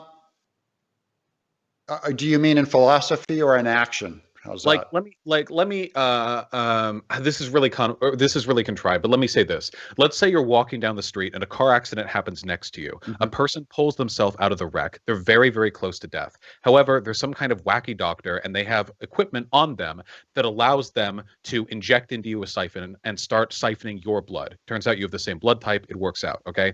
And unfortunately, their only shot at living relies on you continuing to allow them to siphon your blood. You don't know this individual and you have no legal obligation to them. Do you think that you should be forced to maintain that connection to this person for months? Or do you think you'd have a right to say, I'm sorry, this isn't my business, I'm sorry, goodbye, and you unplug it and you allow them? Yeah, but that's a hypothetical so far out of range, I don't even understand how to address it. I would say with a less unlikely one if you want, but like in that context, do you think you'd have a right to disconnect yourself from that person? I don't know. I don't know. Yeah. Okay. So what if you? So here, this could actually happen. Well, it wouldn't because of how our legal system works. But let's say that you live in a rural town. I mean, well, I'll say this: you don't have a obligation usually to perform a self-sacrifice for someone else. My religion does say I do, but the law, does not. Okay. I acknowledge that. Let's say that you live in a rural community and you drunk drive. It's like what I'm sorry, I don't think you do that, but like let's say you do it. You get in a car accident, you wake up in the hospital. There are two people lying next to each other in a bed. You're fine. You're going to live. The person next to you is the victim in the other car. Their only shot at living is a blood transfusion from you, a connection that you're going to have to maintain for a long time before they're able to recover. In that situation, we have another factor which is important to the pregnancy thing. It's your fault that person is there. If you get pregnant, unless you were raped, you did have sex. You get pregnant. I mean, that's what happens. That is important to factor in. But in this instance, it is your fault that a person's life is now dependent on your bodily autonomy being violated. Sure. Do you have a legal or moral right to say, I'm sorry, and get up out of there, leaving the person to die, even though they're in that position because of you? Yeah, I wouldn't do that. I would have I believe I'd be morally compelled to, give my blood to them for as long as they needed it if it kept them alive. Okay. Especially if I caused it. I mean, that's kind of the thing that changes those two analogies. Is the one that's most like pregnancy is that usually you're the one who prompts it. Yeah. But usually. And there's a responsibility with every action. You know that. You have to take responsibility for what you do. Of course, yeah. And you can't make the unborn person pay with their life for you to have convenience. I do think it gets complicated in rape, but Yeah, That that's may a be the different case, debate. but legally, the state could never stop you from walking away. The state could press charges against you for drunk Yeah. driving, the initial action, but it could never press charges against you for refusing to allow your body to keep the other person alive. And that is the argument that I make. Whether or not you think abortion is immoral, I do not weigh in on. It must, however, remain legal, because to abandon the legality of abortion is to open up the possibility that the state has the right to enforce utilitarian will on other people from you. You could start. But I think the state does have that right in the case of saving lives. I do think it does, and it regularly does. You think the state should be able to force you there? Like you wake up from a drunk car accident, it's like, whoops, for 9 months you're in this hospital bed. Like you think the state should have that power to hold you there and to arrest you? I mean, I think it's entirely reasonable. I'm saying it's not. It may not be plausible. That's a but it's entirely it depends on if the state wants to get involved in if the state wants to get involved in ethics, and it does. It's just interesting to me that you'd be willing to go this authoritarian on this issue, but you think that like enforcing masks or lockdowns is too far.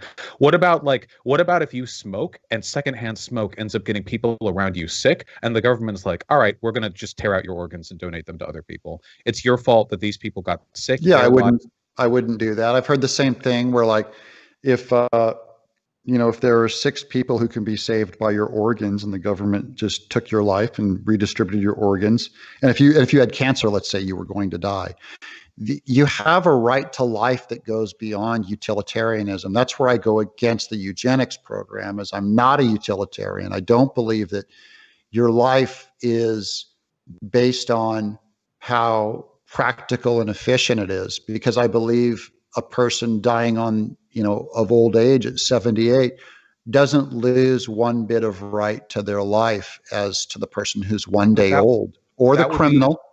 That would be a legal consequence of what you're describing, though. If with the illegality of abortion and making it legal to hold people essentially hostage to make sure that they can continue to donate their blood or whatever, what you'd essentially be saying is, as long as the situation here is your fault, the state can violate your bodily autonomy and use your body to keep other people alive, even if it ends up keeping you at great inconvenience or hospitalizing you. Yeah, but the problem is, no matter what you choose, the state is going to invade a bodily autonomy. So it's going to invade the bodily autonomy of the mom and force her to carry it, or it's going to invade the bodily autonomy of the unborn human being and destroy it through no choice of its own. So the state's going to commit a sin either way.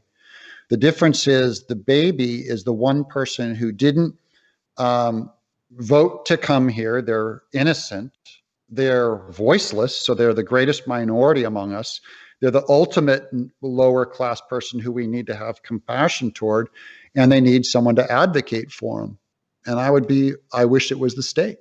I think the state, especially a state that claims life, liberty, and pursuit of happiness, which is a lie under our Supreme Court and under our Constitution, given abortion is legal. We need to remove that. Yeah, this is just like we should just keep it liberty and pursuit of happiness. So there's a critical distinction here, and it's that the bodily autonomy of the fetus isn't being violated in an abortion, because you don't rely on the fetus's existence for life. The fetus relies on yours. The fetus is the one. If we're to consider both of them agents with equal levels of bodily autonomy, the fetus is the one imposing on the bodily autonomy of the mother. The mother isn't imposing on the bodily autonomy of the fetus. So in that case, the removal of the fetus would actually be a respectful decision with regards to the mother's bodily autonomy. And it would be neutral. But a fetus doesn't make itself, so it can't be bodily autonomous. It has to be made by 2 other people. So they're already responsible when it is formed. So the fetus becomes the victim. In fact, what happens is the fetus is the only victim. Can we get the fetus on the stand to defend itself? Well, all of us were once fetuses, so we all went through that process. All of us did. There's not a single human being that we know of that was not once a fetus. So all you're looking at is just a basic understanding of believing in a trajectory and knowing where this thing is going to go. Yeah, if fetuses don't have bodily autonomy, as you've conceded, then it's essentially a null argument. The the state just can't involve itself in this. This is one of those. There are lots of immoral things. I don't believe abortion's immoral, but even if I were to believe that, there are lots of immoral things the state can't really legislate because there's no way for them to do so without inflicting a lot of damage on our legal rights. And in this case, I think that would be the case here. If we really wanted to, we could probably put a stop to a lot of crime if we were to do like Patriot Act 2 Electric Boogaloo and have them open up all of our electronic data for the government to survey directly and to expand the rights for warrants to be issued. Like we could do all these things. But they do it anyways. I mean, and there's really no difference in your argument between the baby that is dependent on the mom and after birth. If she has it 2 days later, they're both completely healthy and repaired, and she puts the baby in an abandoned house and just walks away. The baby is still dependent on her, but we try her for murder. Why? Yeah, but because he's still dependent on her. Is he a tumor or is he a fingernail that we have to clip off? And is it overly burdensome of her? You go, no. Actually, you really should get tried for murder on that one. So this is the what's it called? The fallacy of what's it called when you can't find like the line. The issue is at some point we have to designate an arbitrary point in time at which somebody assumes responsibility for the well-being of the baby. Once a baby is born or a fetus is born, it's no longer directly physically dependent on the nutrients that it receives from the womb. And for that reason, it's kind of in a different category. Now, I do think that it is immoral and should be illegal to just leave a freshly born baby somewhere. But you still can't stop it. Like you said, you can't stop the woman from having an abortion. You also can't stop the woman from technically you can't stop it from her leaving it in the building. You can't. That was your other argument, was that you can't stop it. No. It's not that we can't stop it. We can arrest the woman if we need to. You could arrest her when she aborts a baby too. We can't make abortion illegal without implicitly threatening our right to bodily autonomy in ways that have a lot of really scary consequences. Like I said, you're dude. This is already you're begging the question, because the question is begging the question: is it alive? Is the being alive? And so by whether it's alive is irrelevant to the you've legal. Already run over that being's bodily autonomy by destroying it. Whether or not it's alive, obviously it's biologically alive, but whether or not it's alive, it is in fact scientifically human life. Whether or not it is irrelevant to the argument that I'm making. It is relevant because there's two bodies that you have to consider, and you're only making the argument based on one. That's begging the question. Because the fetus's bodily autonomy isn't being violated by the mother. It's not being violated by the mother when she walks away from it being. It's still a bodily autonomous being. At that point, the baby is completely dependent on her, and she goes, "I'm not going to subject myself to this slavery." We're kind of stuck on this point. I think. Yeah. Okay. I just want to say there has to be a designation where we change the way we treat fetuses / babies with regards to their bodily autonomy, and the point of birth is the most obvious one, like for very clear reasons. It's no longer again. I think the obvious one is the point of conception. No, but you can't do that without violating the bodily autonomy of the mother. I know, but Vaush, you just now told me 2 sentences ago that the line is arbitrary. So is it arbitrary or is it an absolute? No, the line is arbitrary after the point of birth, because before the point of birth, the fact remains that the bodily autonomy of the mother is being violated if the state forces her to continue to carry a child to term. Now, if you really want to, I'll take the hard take. You could justify philosophical arguments for post-birth abortion. If you really wanted to try, I don't. And frankly, I think it's not necessary to split hairs there. If we're going to make the decision that, hey, this is no longer a point where we're going to make this argument, birth seems like the logical one. Plus, after birth, there are other things you can do with the baby you don't want. You can put it up for adoption. What are you going to do if it's in your womb? You either abort it or you deal with it for 9 months, Well, no, because now we have babies that are born able to survive after 5 months. So the idea that you can't remove the baby medically, but a woman has a right to a dead baby in this country. The Constitution protects her, because they could say we could legally remove this thing and it would live. And they go, no, she has a right to that thing being dead. That is a constitutional abomination under this country. You cannot say that. A lot of really loaded language. Look, civil rights for the handicapped. I'm just saying it's all loaded language. You don't have to advocate for civil rights using loaded emotional language. And additionally, if you would rather, instead of aborting 6-month-old fetuses, instead you deliver them and like artificially incubate them or something, then that's fine. Sure, we can do that. Like as long as the mother has the right to get it the fuck out of her womb. I don't get why you have to cuss. It's not that big of a burden. It didn't do anything wrong. Wait, come on. You can say the Vaush, fetus didn't do anything wrong. Please don't cuss in front of the fetus, Vaush. You're right. Yeah, I checked the box that this was that this stream was for kids only. This is for kids and fetuses only. I don't have a uterus, but I'm pretty sure that carrying a baby for 9 months has a lot of downsides to it. I'm pretty sure that's like a thing that people shouldn't have to have forced on them by the state. It's not forced on them. Most people freely choose to go in and perform the function that causes it, and then like all of our little snowflake millennials, they don't want to face the repercussions of their decision, and they want to take a pill and make it go away, and make someone else pay for their own lack of responsibility. Wait, it doesn't. Wait. You can make this as much of a boomer argument as you want, with all the like millennials won't take advantage of their shit. First of all, people in your generation were still getting coat hanger abortions back before my father was born. Okay, so that's all. And that's all. Nearly. Second, wait, hold on. Yeah, numbers so small, they're nothing compared to the number of legal abortions. All of you guys discredit yourself because you were all born. So unless you were, I fought there's it so though. many stupid arguments here. First of all, being born doesn't mean that you can't take a principled position on the legal arguments surrounding abortion. Very easy for you to take away the rights of someone else, Vaush. You're not very big of you. Right. Very you're the one pro-life, arguing to take away the rights of living women. Doug, I want to do one of us is for the defense of like, life. Wait, can I read a quote really quickly without being interrupted? I really like this quote. This might be my favorite quote ever. Okay, it's the only quote that I'll ever read that I like that has anything the fuck to do with babies. Okay. The unborn are a convenient group of people to advocate for. They never make demands of you. They are morally uncomplicated. Unlike the incarcerated, the addicted, or the chronically poor, they don't resent your condescension or complain that you are not politically correct. Unlike widows, they don't ask you to question the patriarchy. Unlike orphans, they don't need money, education, or childcare. Unlike aliens, they don't bring all that racial, cultural, and religious baggage that you dislike. They allow you to feel good about yourself without any work at creating or maintaining relationships. And when they are born, you can forget about them because they cease to be unborn. It's almost as if by being born, they have died to you. You can love the unborn and advocate for them without substantially challenging your own wealth, power, or privilege, without reimagining social structures, apologizing, or making reparations to anyone. They are, in short, the perfect people to love if you claim you love Jesus, but actually dislike people who breathe.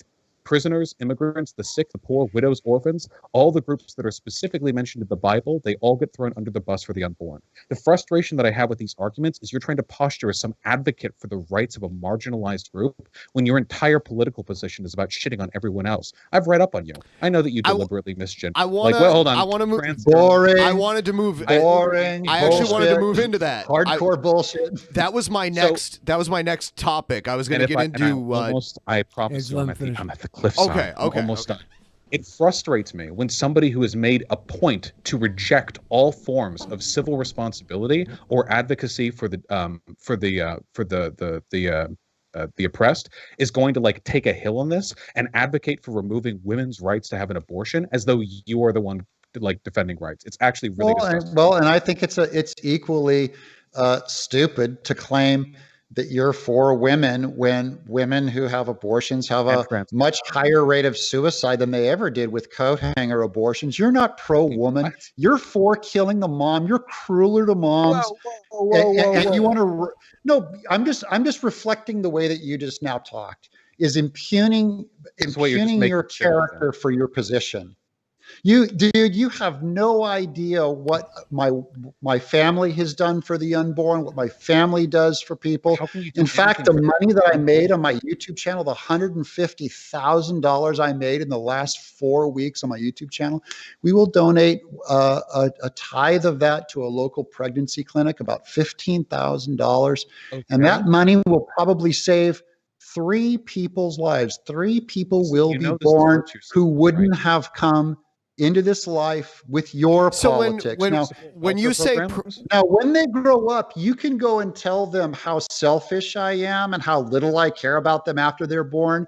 But between the two of us, Any unborn child Wait, do you support would welfare hope they lived in a country with my philosophy. So over is this yours. Doug? Wait. Okay. Hold on. This is funny because like 3 lives saved versus the 400,000 dead, but we don't need any lockdowns. Wait, I'm sorry. Do you support welfare programs? What about any tax reductions for like? New I'm sorry. parents? What about 400. I'm sorry. education? 400,000 COVID patients, but 1 million abortions. Moron. I was 1 wondering. million. I was wondering if this and pregnant. Vaush, listen to me. can't answer You the question. don't care, Vaush. You don't care. All right. I was just Okay. kind of wondering. So- oh, I'm sorry, Vaush. I just like the quote when they're born, it's as though they died to the advocate for the unborn. Because Yeah, this guy that's does very convenient. That's very neat. Fine, 6 whatever. months after they're born. It's a huge virtue signal What for is people this- who like to embody the religious values that they virtue signal about. It's Well, super whatever. cool. Yeah, is this and you know what? pregnancy You know clinic, what? You don't Doug? care about people with masks either. You just get off on telling people what to do. That's just impugning someone's character. Who cares? It's not an argument. Doug. I was wondering, this pregnancy clinic, is this the thing a woman has to go to by law before she gets an abortion? Is that what it is? No, not in this state. Any woman can go to either one.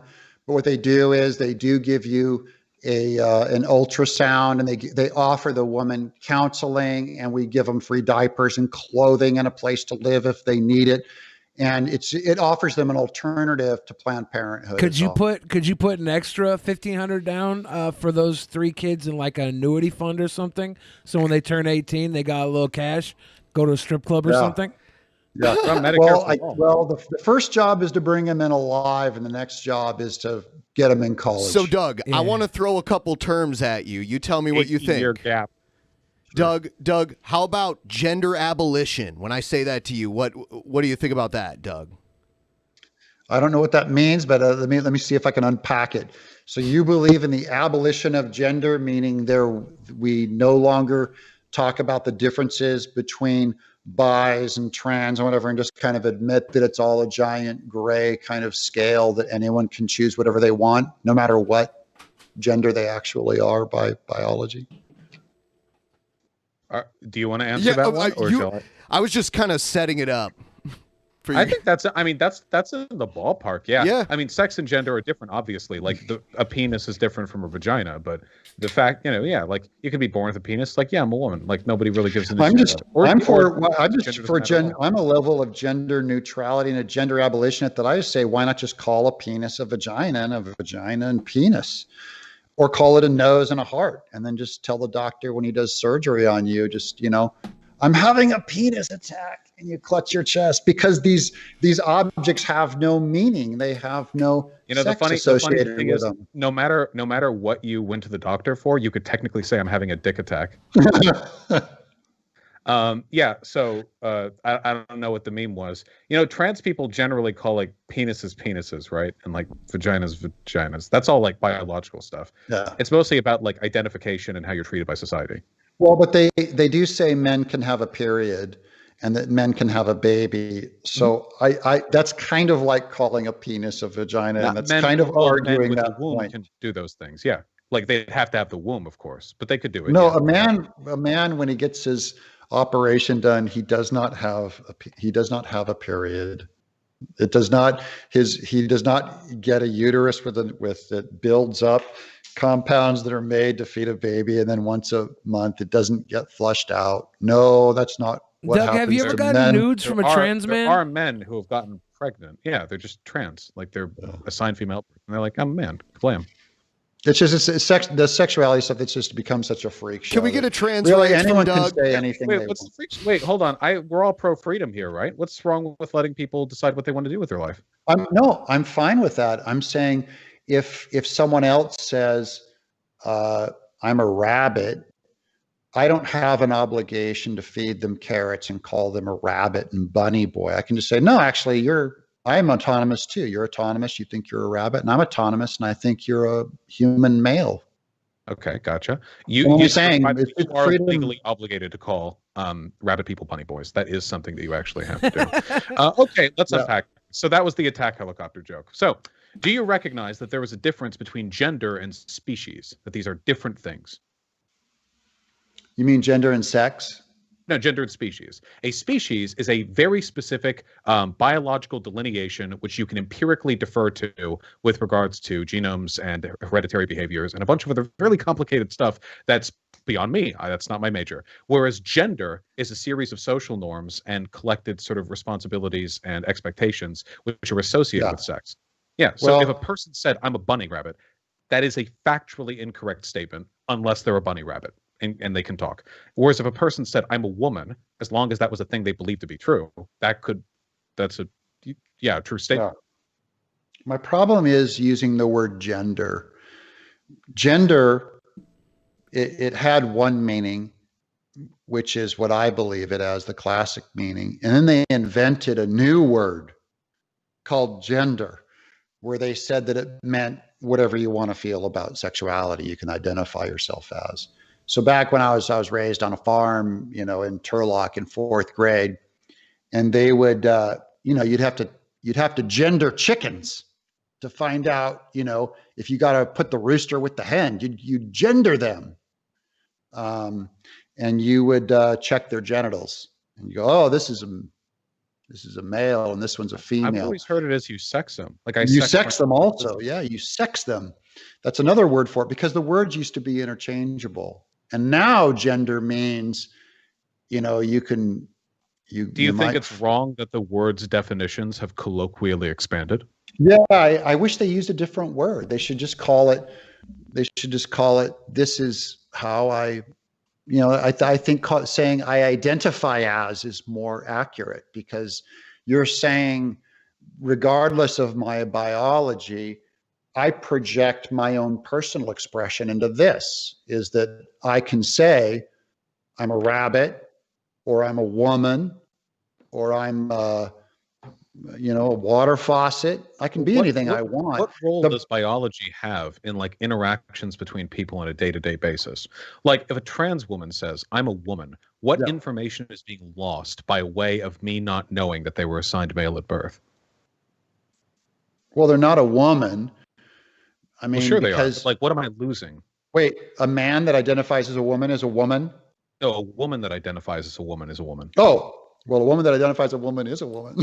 A man who identifies as a woman is not a woman. That's the argument, so right? Your issue isn't with the term gender. Your issue is with the concept of people being things other than that which they were assigned at birth, right? Yeah, and Vaush, I'm only suspicious that they took the word gender the same way they took the word marriage. See, the left tries to win arguments by taking words and vocabulary. They play little word games, and then they try and abolish the original. They go, see, there's no such thing as just man-woman marriage. What do you mean they took over the definition of marriage? They invent words, and that's how you win an argument, is by inventing a word. All words are invented. The word marriage was invented by humans. But you know what I mean by new invention of words that don't exist. It's like if I walked around and if I popularized the word Christophobe as all people who turn down Jesus Christ are Christophobes. You're a Christophobe, and these other boys aren't Christian. They're not followers of Christ. They're Christophobes. You go, I'm not. That sounds like a medical condition. I'd go, yeah, it's an irrational hatred of Christians or Jesus Christ. What if it got entered in the dictionary and people started using it colloquially? Yeah, I still wouldn't buy it. I'd go, you know what? That is obviously a word made up to win an argument, and it doesn't have it didn't earn its way through the normal forms of growing up through Latin and having an accurate term. You have to defy the word. You have to end up having to destroy the word Christophobe because it has no real meaning. We're talking over Skype right now. All of the terminology which describes online behavior and interactions has been invented in the past 30 years. We're right now we're using a medium. The language which describes it is entirely divorced from the Latin language. Sure. So is email not a word? What about cybersecurity or No, my problem is in that they steal words that already exist and recombine them. So if I say, look, I mean this as a total compliment, Vaush, you're a Nazi.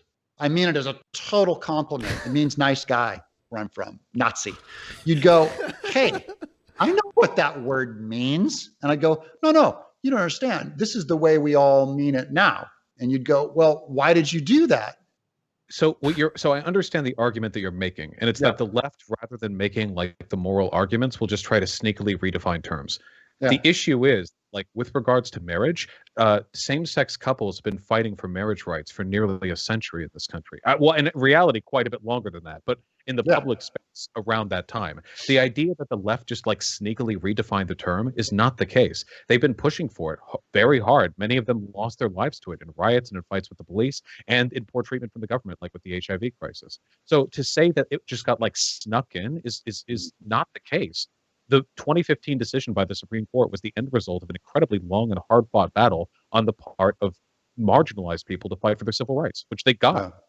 Well, how's that? The courts can still recognize or claim to recognize that a man can be a woman. What does that mean? But that doesn't mean that a man can be a woman. That's all I'm saying. Is I get it that the new definition of all these gender abolition and stuff, the idea that you can destroy it. Men will still always be men, and women will still always be women. And facts are just a bitch. You can't get around them. Two men can't make a baby. Okay. Two men can't get married. A man can't be a woman. Two men do get married, though. Period. And a woman can't have a penis, and there's two genders. Okay, thank you. And the female orgasm is a myth.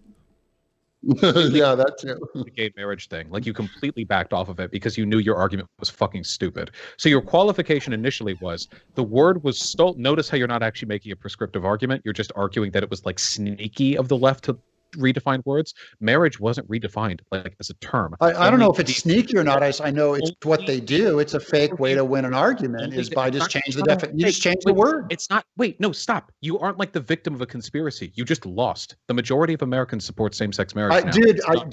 I do not care if all of America said Jesus is God and you have to be saved. Would you agree with them? No, of course not. These aren't matters of empirical consideration. The definition of marriage isn't empirical. Where did we find the definition of marriage anyway? Did we find it like inscribed in a stone tablet? We made it up. We made the word up along with every other word that exists.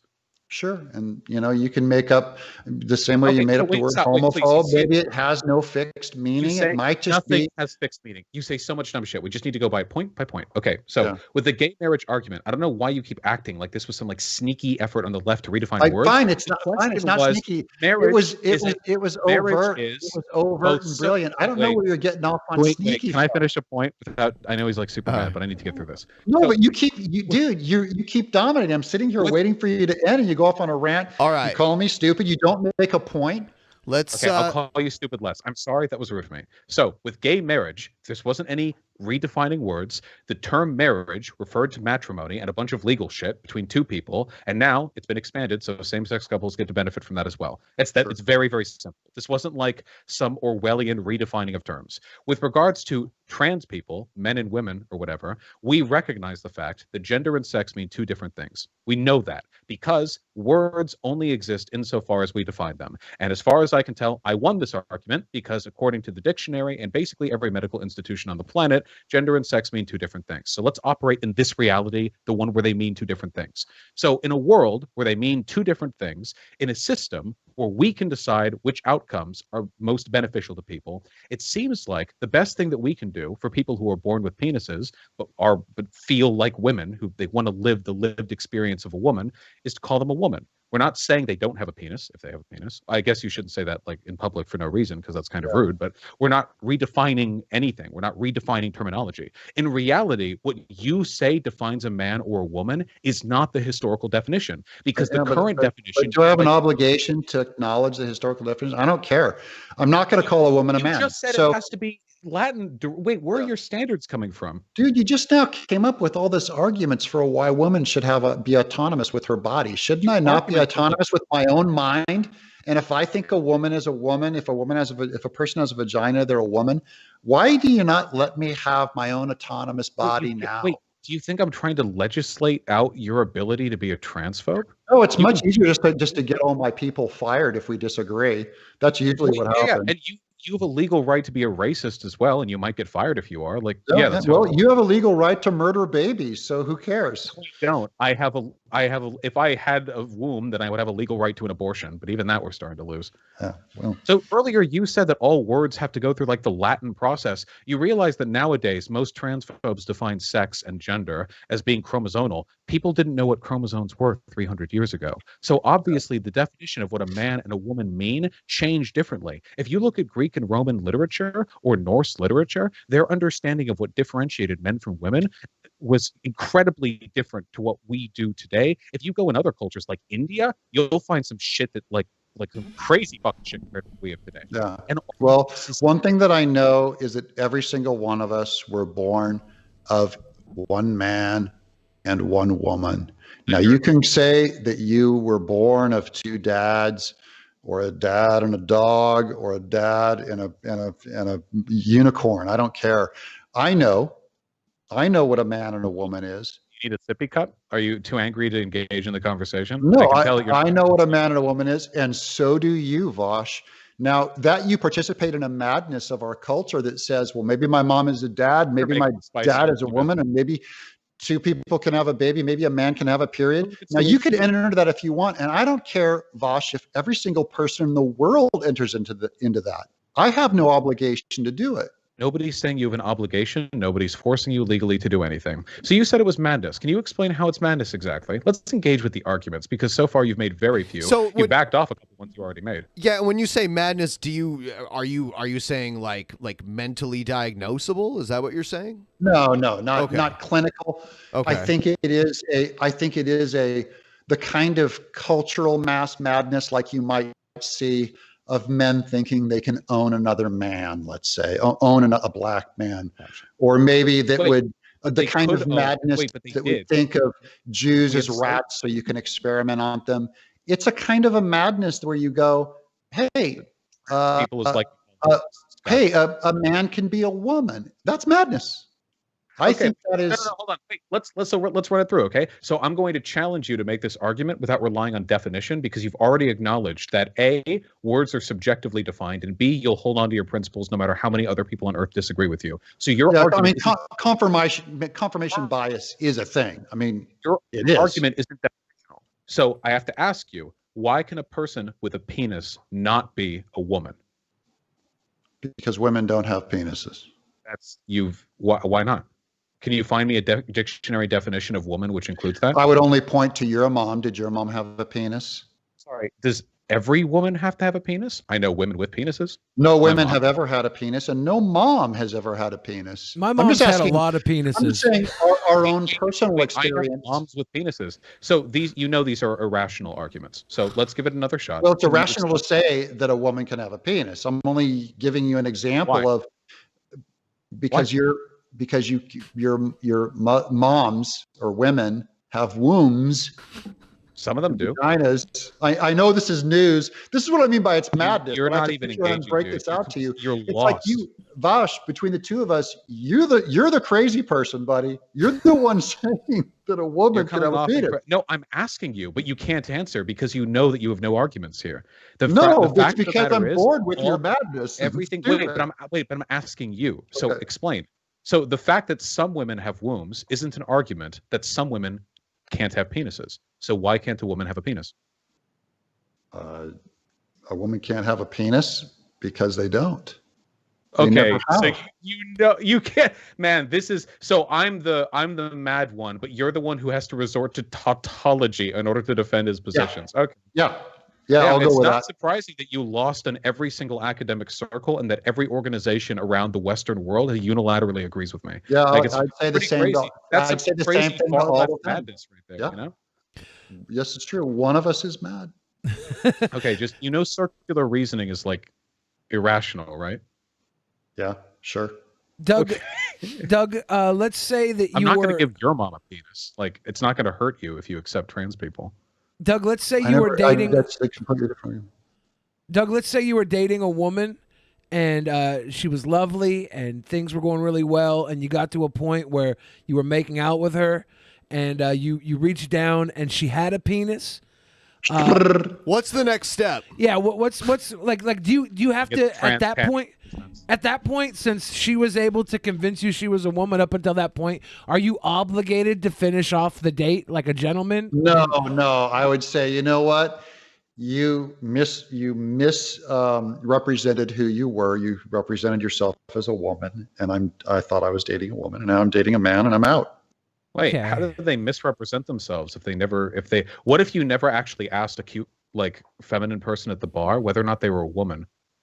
Well, I generally don't. I mean, that's not the way we usually conduct ourselves. But what reason would she have to believe that she's doing anything misleading with you? Yeah.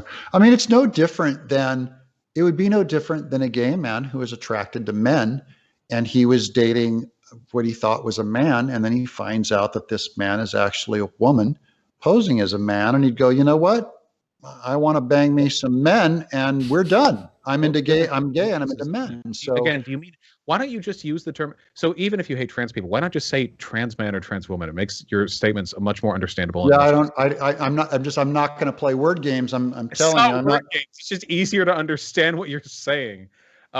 You're like, when a gay man sees a man who he thinks is a man, but is actually a woman in disguise. Like, I don't know what the fuck. Well, it could also be a drag queen. It could be just a cross dresser. I'm not going to try and.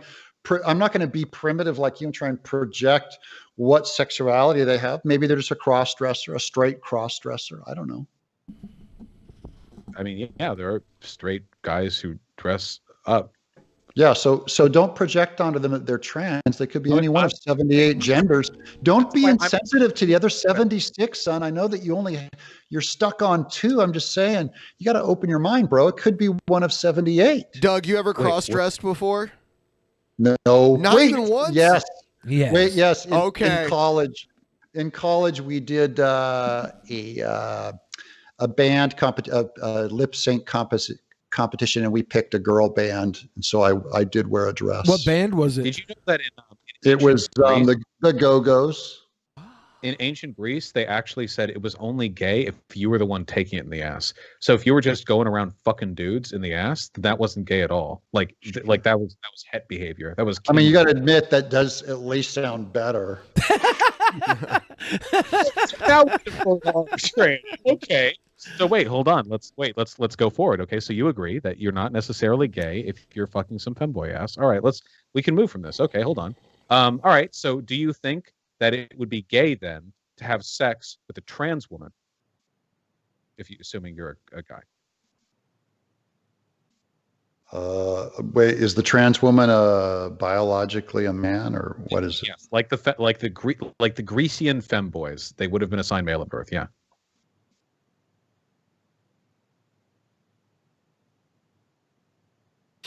I think Doug's computer broke. Yeah, Doug's computer froze.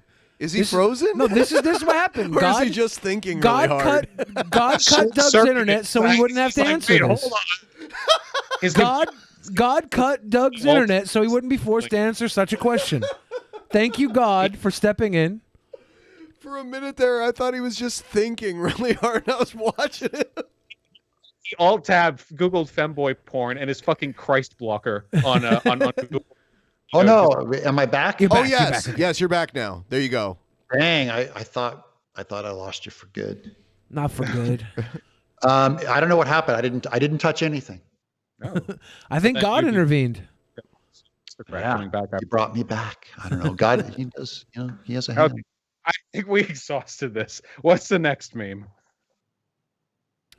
We do have some more questions that the audience have sent in. We'll try to get to as many of them as we can. Yeah, I'm going to run through here. We see a lot of people talking about the false equivalence of bodily autonomy is brought up. Aren't you hurting the autonomy of the child when you tell them not to verbally harass their peers? Is the agreement that racist language is had hurting your mind's autonomy? I don't know this. That hurts my head. Even to think about my butt hurts too. Thank you, Feed Me. Is an adoptive being mean other children? I don't. Yeah. I don't. Is an adoptive parent any less a parent than a biological parent in social function? Nope, not at all. Yeah, I would say no. Also, yeah. How much does like same blood come up in your day-to-day process of like raising a kid. Like that's I mean, I was born to my mom, and I have never been in a situation where my biological relation to her was relevant. The only time children's blood ever came into way when I was growing up was when I went to the liberal sacrifices. Goose Juice says, can Doug say groovy and tender in his Earthworm Jim voice? Also, thank you for Earthworm Jim. Launched the Cow comic. It's very nostalgic to me. Great comic. Loved it. Oh, I'll do a groovy. How about that's fair. Groovy? Yeah. Now, instead of tender, since you wouldn't do tender, dude, I was like 30 years younger. I could spike my voice. Since you wouldn't do tender, can we get you to do gender? Gender. Clip it and ship it, boys. Get it out. Navy Turtles ask, can we bring up men with PMDS? Is this a Ligma joke? I'm not. Ligma balls. Persistent Mullerian duct syndrome. This is beyond my pay grade. Is it PEMDAS? PEMDAS. I'm so confused. Okay, shut up. Stop. Wait. Males with it is PMDS. Males with this disorder have normal male reproductive organs, though they also have a uterus and fallopian tubes. Yep. Oh shit. Yeah. I remember a long time ago I was watching one of those hospital dramas on TV. I can't remember if it was ER or one of those, and they had an episode where it was the opposite. It was what appeared to be a little girl, but she had testicles that haven't descended. Yeah. Dude, that feels so uncomfortable. Like, does that make you like fatter? How big are wombs anyway? I don't actually know. Wait, if you punch yourself in the stomach, do you get like an extra pang? From Do you think maybe I just have like 47 wombs in my stomach and I'm not really fat? Yes, you have a bunch of babies in you. Shoot, we don't know. That could at happen. all. You have no fucking clue. I don't know. People want to know. People want to know if Earthworm Jim is going to come to Smash Brothers. Oh, they're being mean to me. They know I hate that question because I get it like 100 times a week. Rude. They want Vaush to call them bunny boys. Yeah, those were one of my guys making fun of me. Okay. Hold on one second. I have an article here. Woman celebrates wedding anniversary to French bridge 6 years after marrying the handsome stone structure. That's what do you think of that, Vaush? Listen. I have to say, okay, relationships are tough. If we could all just marry buildings, that's a rock solid relationship, okay? Yeah. But you know, your parents were married. You're like, yeah, mom and dad got married. Woman marries a bridge. The word marriage means the exact same thing. I'd consummate with the Statue of Liberty. My parents rent, okay? If I was squirted out onto the earth and one of my parents was legal property that I owned, then fuck yeah, that'd be amazing. Well, they wouldn't make you, so I would hope. I'm glad that you had two normal human beings as your parents. Are just as much children as birth children, so it doesn't matter, right? Liam can R. Bridges have, but Vaush, can bridges have penises and vaginas? I don't know. Have you ever seen a penis sculpted out of stone? Can they reproduce and make a child? I don't think they can reproduce. No. How dare you? How dare you? You do know that like trans advocates acknowledge that you need like a penis and a womb. Like you generally need like the same basic biology to make. Yeah, they'd have to generally agree with it because it's impossible without one. Yeah, but the thing, a lot of people present that as a gotcha to trans people, but trans people already know that. A lot of people be like, "Oh, you say you're a woman, you've got a dick, you can never hold a child." And like most like 99.9% of trans women, they'll probably be upset because you're being mean, but like they know, like they're not arguing against that. They know they have a penis. They know they don't have a womb. It's fine. They're just a woman who doesn't have those things. There are cisgender women who don't have wombs. I mean, that is a thing. Like for various reasons, their womb can be barren or it has to be removed surgically. And like, they're still women after it. Like they're still at the end of the day, women. You wouldn't look at a woman with a barren womb and go like, you're less of a woman. I guess some people do that, but I think that's a pretty shitty thing to do. No, it's not that. But if you took a cell culture, even of one of those, men who have fallopian tubes allegedly or whatever, you took a cell culture of one of those guys and you took it to a laboratory to any scientists, the same ones that say life begins at conception, they'd look at it under a microscope and they'd say, oh, this is the cell structure of this is a male or this is a female that ever look at it and go, I can't tell. If you're interested, actually, there's an incredible Scientific American article explaining why you're wrong. So scientists have actually been moving away from binary sexual terminology to describe human physiology, because it turns out that it's actually really, really complicated. There are parts of our bodies, for example, that can't be corresponded directly onto like a sexual map.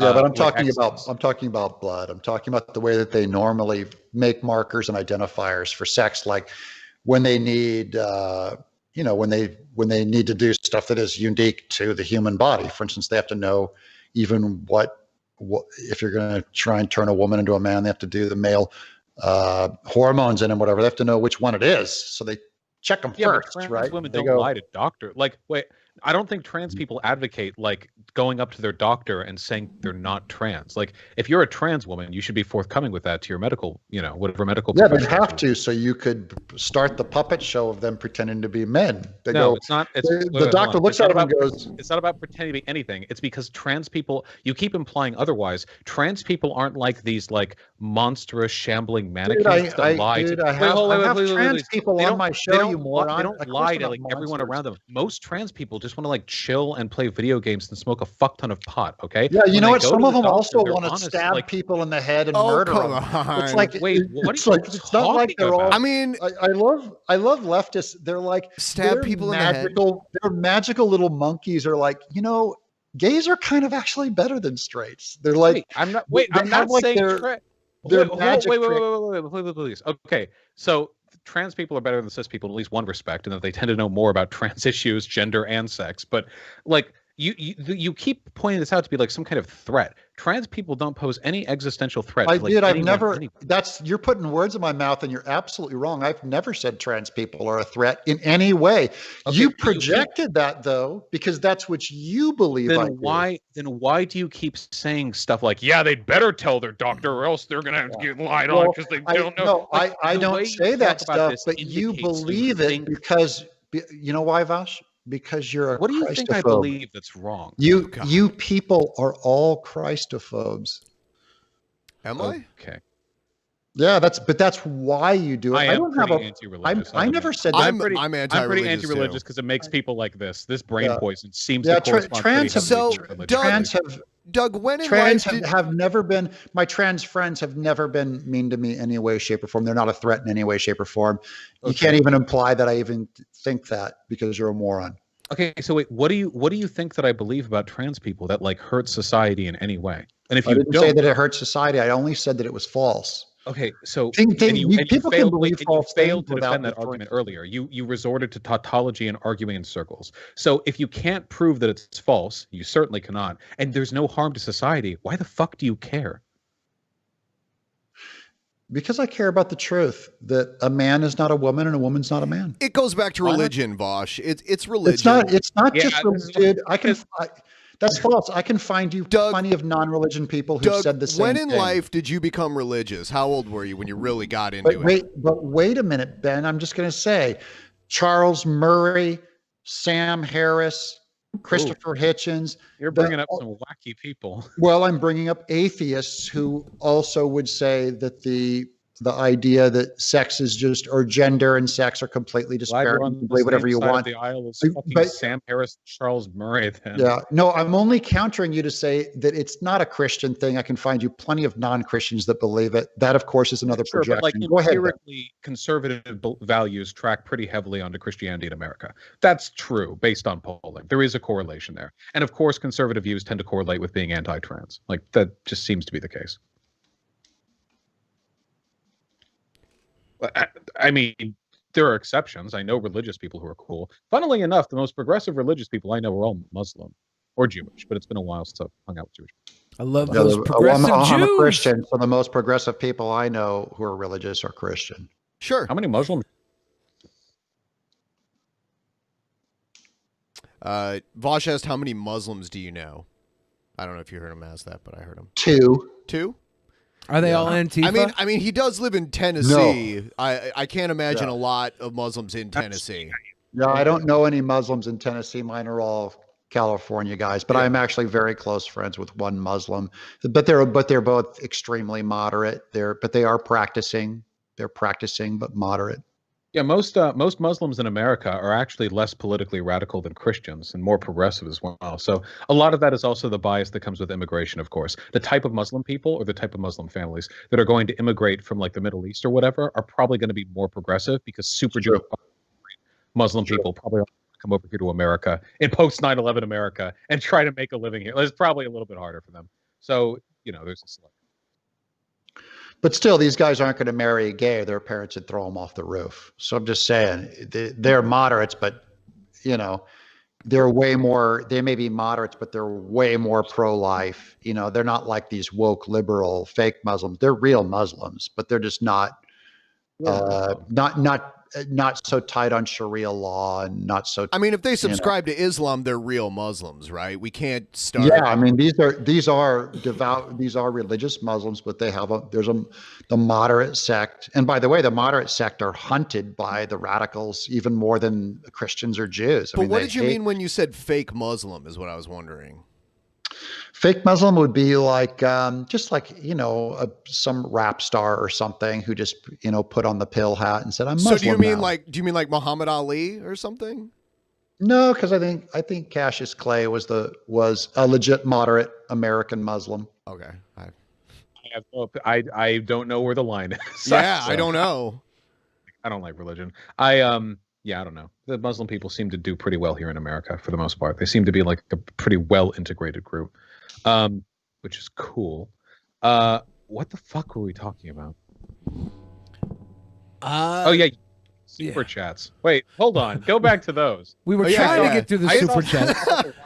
It's pretty mean. What was mean about who?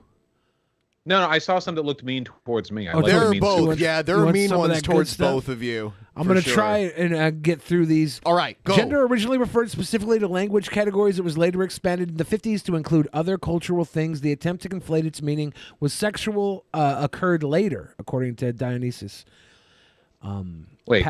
Can you repeat the beginning of that? Gender originally referred specifically to language categories. It was later expanded in the 50s to include other cultural things. The attempt to conflate its meaning with sex occurred later. Okay. So wait, I know enough about etymology to know that it's a little bit more complicated than that. When you use gendered language, like ships tend to be like she, like there she goes, and then we say some things are he, and of course Spanish, they do more than that. The only reason that would ever happen is because there's some kind of correlation between characteristics that we affirm, like gendered or sexual wise, to the language that is gendered. So for example, what genders they use for different items change between French and Spanish. Like in Spanish, a table can be she, and in French it can be he. And there was a poll done for characteristics that French and Spanish people would associate with a bunch of mundane, ordinary objects. And it was found that for the French, that for both cultures, whatever they considered to be he, a masculine signifier for the inanimate object, they would say stuff like sturdy, strong, hard, rigid, so on. And if it was more feminine, or if they used feminine language to describe it, it would be like curvy, soft, delicate, that kind of stuff. So obviously there's an association between gendered language and characteristics we associate with people based on sex. The association there may have been fleshed out more like colloquially later, but for a long time in society, there's been like this weird interplay between the two characteristics. So the male and female gendered languages were always tied to sex. So in Spanish, it wasn't just in the 50s. It's not like in the 50s they invented the word, hermano or hermosa. It's like the female words, ella, for a woman, they meant a woman. I wonder if it didn't mean what people believed were a woman or whatever. It was tied to the actual sex. Did you know that in Mesopotamia, the technical translation for the word woman was penis haver? I don't know of that. I do know that there's tricky things that they would do in the Hebrew and the Bible where every once in a while they would use a female gendered word to describe God because it meant that they were saying something soft and emotional and feminine about them. Vaush, your background is in sociology, right? That was your main field of study. Is that correct? Yeah. I would think really related to linguistics, but not. It doesn't overlap 100%. So I'm still a little out of my elements. I'm kind of deviating a little bit because I would think, like, Doug, do you think maybe Vaush was indoctrinated by liberal universities? Well, to go to a liberal university, He went to a very liberal university, I believe. That's being redundant. Liberal and university is redundant. It's true. More educated people tend to be more liberal. That is true. Humboldt State, I guess, is more progressive than most. But like, yes, listen. I got all my hard sociology points on the streets, not from my professors. Okay, that's my argument. I got it from the streets. All right. Next super chat, Streamlabs. This is going to be really hard to get through all these. Guys, donate to the Drunken Peasants. Go, all you. Don't donate to me. Well, thank you. And if you'd like to like the stream and subscribe, we could use that too. We have an old channel with legacy subscribers. If anyone knows what that means. John Edison said Vaush keeps talking over everybody. Cut his mic. That's one against Vaush. It's one against. I'm looking for the ones against you, Vaush. Logan Gillette says, "What are y'all's opinions about Christian atheism?" I think both of them are stupid. Christian atheism. Yeah, I don't know. I don't know what that means. Sounds like when you put an Oreo, make sounds a like another sandwich. nefarious attempt at redefining language to destroy the white Christian males. This came from the atheist movement in the UK, and Charles Murray's another one of those guys who wrote The Madness of Crowds. They call themselves Christian atheists because they don't believe in the Christianity of Jesus Christ or anything, but they're atheists that are not willing to say that Christianity is bad, and they believe that for the West to survive, there has to be some form of religion, some form of Christianity that they hold to. So they're saying they don't believe in any of the philosophy behind it, but they believe in the structure in that they are pro the West. Okay, this is the most cringy shit I've ever seen in my life. So basically, it's people who want to hold on to every negative thing Christianity has ever influenced in America, but they also want to be able to debate their mom about atheism and win. Holy fuck, this is so cringy. I've never heard of that. Cultural Christianity. This is so incredibly fucking stupid. Guys, if you're an atheist, do the fucking groundwork and learn how to axiomatically justify. Read some fucking year one philosophy, learn epistemology, and learn how to justify your beliefs about the universe without deferring to an archaic fucking set of cultural beliefs that you don't actually believe in, but you're only believing in because you like the cultural associations to. Holy shit. Yeah, this seems like something like fascist shit. Like there were a lot of atheistic elements to like modern fascism. Many modern fascists are atheists, but they still adopt Christian or Nordic aesthetics and sometimes even pretend to believe in it. It's really weird stuff. I don't know. I don't like it. Go ahead, Bill. Eric said fake Muslim. Sorry. It's okay. Fake Muslim equals halal in the streets, haram in the sheets. That's true. Passion Lobster said they aren't Christian phobe because they aren't afraid of their deep-seated Christianity, unlike some people. Javier Valenzuela said, Doug, how can I be a mediocre sack yet successful like you without any good advice? I'll assume it was your whiteness that got you past your mediocrity. Sadly, I can't use this tactic. Javier, I got to tell you, I think everybody here respects Doug for the work he's done on many platforms. To call him mediocre is like, that's ridiculous. I'll tell you what, I've never seen anyone crowdfund a comic book project like he does. Like that's that's pretty amazing. You ever seen someone get 400,000 followers in 4 weeks? No, but that's because they had to leave the sinking ship that was MAGA. They figure they go to the cartoon guy that tells them everything they love. So many. It's amazing, like how many people wanted a new Earthworm Jim comic, and it like they, it's.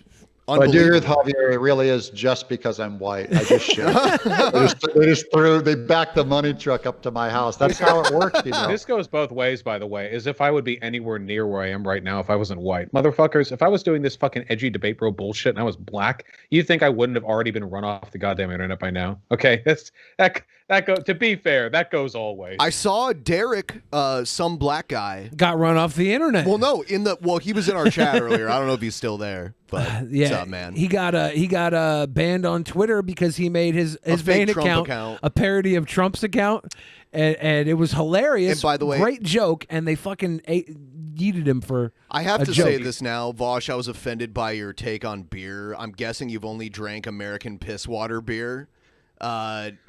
Listen, I'm biased. I don't like alcohol much at all. Okay. After 4 years of alcohol intolerance, I found one fucking wine that I can tolerate drinking, and so I'm coming off pretty negative, you know. So, have you ever been to Europe and had the beer there? I've never been to Europe. No. Okay. The wine I drink is from Europe, though. They just have alcohol down better, I guess. But Belgium and Germany have the best beer. There's even like fruity beer from Belgium that tastes like it's soda practically. So yeah, I want that gay shit, dude. This fruity beer tonight. That's great. Thing. Yeah, Snowbird. A little local Snowbird. It says it's a blend with cocoa nibs and raspberries, which sucks because I like bitter dark beer, and this one they snuck in the raspberries. That's good during the winter. Yeah, like I went to Belgium years ago, and me and my friends that I was there with all drank this red beer called Delirium Red, and it's like elderberry beer, but it tasted like red soda. If you ever had like a red colored soda, everything should taste like Mike and Ike's. I don't know why we persist in this delusion that life is better if we all stoically sit on our armchairs drinking scotch. Okay. How old are you, Mike? If I could, I am 15 years old, sir. If I could, I would just inject alcohol directly into the fucking temple of my head and immediately experience the intoxicating effects. So I don't give a fuck about the calories and time and effort and pissing associated with getting wasted off of alcohol. You should probably just keister it then. That's the quickest way. This is a communist look at getting drunk. Yeah. But that's a good way to die. People have died doing that. So yeah. What about a butt chug like bicycle or like the cycling machines where you sit in it, you get all set up, and then you just cycle, and that feeds the mechanism, and you're like wasted in 3 minutes. And you cycle it, and since you're not drinking it, you don't have to digest it, so you can just pump it up your ass, pump it back into the cycle system, and pump it up the next guy's ass, so you can share the same beer. I was towing the limit of degeneracy. You pushed it over that limit. He will. No, he's the most degenerate person I know, easily. Tall too. I sometimes back before I got on this crazy diet where I haven't been drinking, I used to do beer bongs for donos, and I would do like 3 or 4 in a row where you drink a beer in like 2 seconds over and over and over again and just get crazy wasted. And that's probably like if you don't like beer, that's the best way to probably drink it. Now I covered the beer thing with Vaush. Now I gotta go over to Doug. We demand to see this Mothman movie. Oh. We want the Mothman movie. First of all, I can't find a cut of it. I went looking through my basement for all the tapes, finding it. I couldn't. All I could find was a really bad version of it on like VHS tape. So I don't know what's going to happen with it. It's so bad that I don't even care. You don't have the original film? No, I lost that. What was it shot on? Was it VHS or 35 millimeter? I shot it on the ends from Midnight in the Garden of Good and Evil and Mouse Hunt. Ends. There's a town in West Virginia called Point Pleasant. That's right. And they had a disaster that occurred there. What was it? Silver Bridge disaster was in it the 1966? 66, okay. Yeah. That was the year I was born, so that's what attracted me to the story initially. A supernatural event occurred where a bridge collapsed over the Ohio River, and a bunch of people died. It's a weird story. It's an urban legend. Now, why is it supernatural? So I shot it, my movie, in Point Pleasant, West Virginia. Was that the bridge that was married to the lady? Yeah, that's right. It was, Mothman, not Moth woman. Murder? They were given a no-fault divorce, though. Hey, guys, it's getting late. I got to jump. How long do I have to stay on for? You can leave, man. If you got to go, been 2 hours. Actually, you're Doug, out there, man. Doug, if you could do a 24-hour stream with us. Actually, yeah, you didn't know what you signed up for. Oh, that'd kill me. Yeah, it's okay. My parents go to bed early. Can I ask you a question? I'm 54, but you make me feel 55. You're only 14 years older than me. Really? Yeah, I'm going to be You're 40. just a kid. I'm going to be 40 We're this little year. babies over here. Oh, good man. Doug, before you go, I'm 26. You're all old. You're a Thank you. It's true. My kid. Thank you. That's true. I wouldn't date a girl as old as Vaush. That's way too old. Me and Onision. No. Doug, before you go, you always tell me You flirt with me, you're gonna get a grooming allegation. it happens. Yeah. Before you go, Doug, you always talk about how you like to have like your cigar rooms and stuff and That's right. your little celebrations. What have you done to celebrate the success your channel's been having over the last month or so? Like what was your big celebration? I'm interested. Well, we do a live stream every 100,000 subs, so that was one a week for 4 weeks. I did a 400,000 live stream was one celebration. I wear my cardboard American kaiju helmet down there that I built, a kaiju helmet. Kaiju is awesome. And then I'm gonna hire an assistant, so I'm celebrating that way. And I'm just gonna get, what's gonna be cool is with the money, because we've raised about 150 grand now. You're gonna give it to DP? $150,000 on ad rev. In 4 weeks. In 4 weeks. Oh, So what that does is it frees up my art form so that if I choose to go and do some oil painting or do another crowdfunded comic, I have my art table is right there to do Bigfoot Bill 3 I need to get started on. But suddenly, if the book fails in some way, or if I come a little bit short, I don't have to worry about paying the bills. So that's the good news, is that the money's going to help me. When I have the bills covered, my creativity starts going through the roof, because I go, I don't have to worry about, selling out and making a living. So suddenly I can be a lot more free and experimental with my art. I suppose so that's the thing that money buys me. I suppose that's a good celebration. So- I was hoping you were going to say like a $4,000 bottle of cognac or something. Vaush, what? No, I'm not. Good. How do you feel about? And I'm going to pay off some college. Vaush, how do you feel about the meteoric rise of Doug's channel? What do you think that's a symptom of? I think it's fantastic. Okay. I'm glad that you're able to fund your art projects. Yeah. I too have artistic ambitions, though I am obviously not as accomplished of an artist as you. And I recently spent some of that YouTube streamer money buying a Cintiq. So maybe I'll be able to get some of that done, Hey, I got a Cintiq right here too. Good job. Maybe I'll give you some pointers on it right there. The thing about the audience also is I'm a mass media artist. And so, but my first calling is doing comics and putting on shows and animation, not doing a political channel. Of course. So when the political channel blew up, one of the shows did like 2 million views. I haven't had 2 million people look at my stuff in 10 years.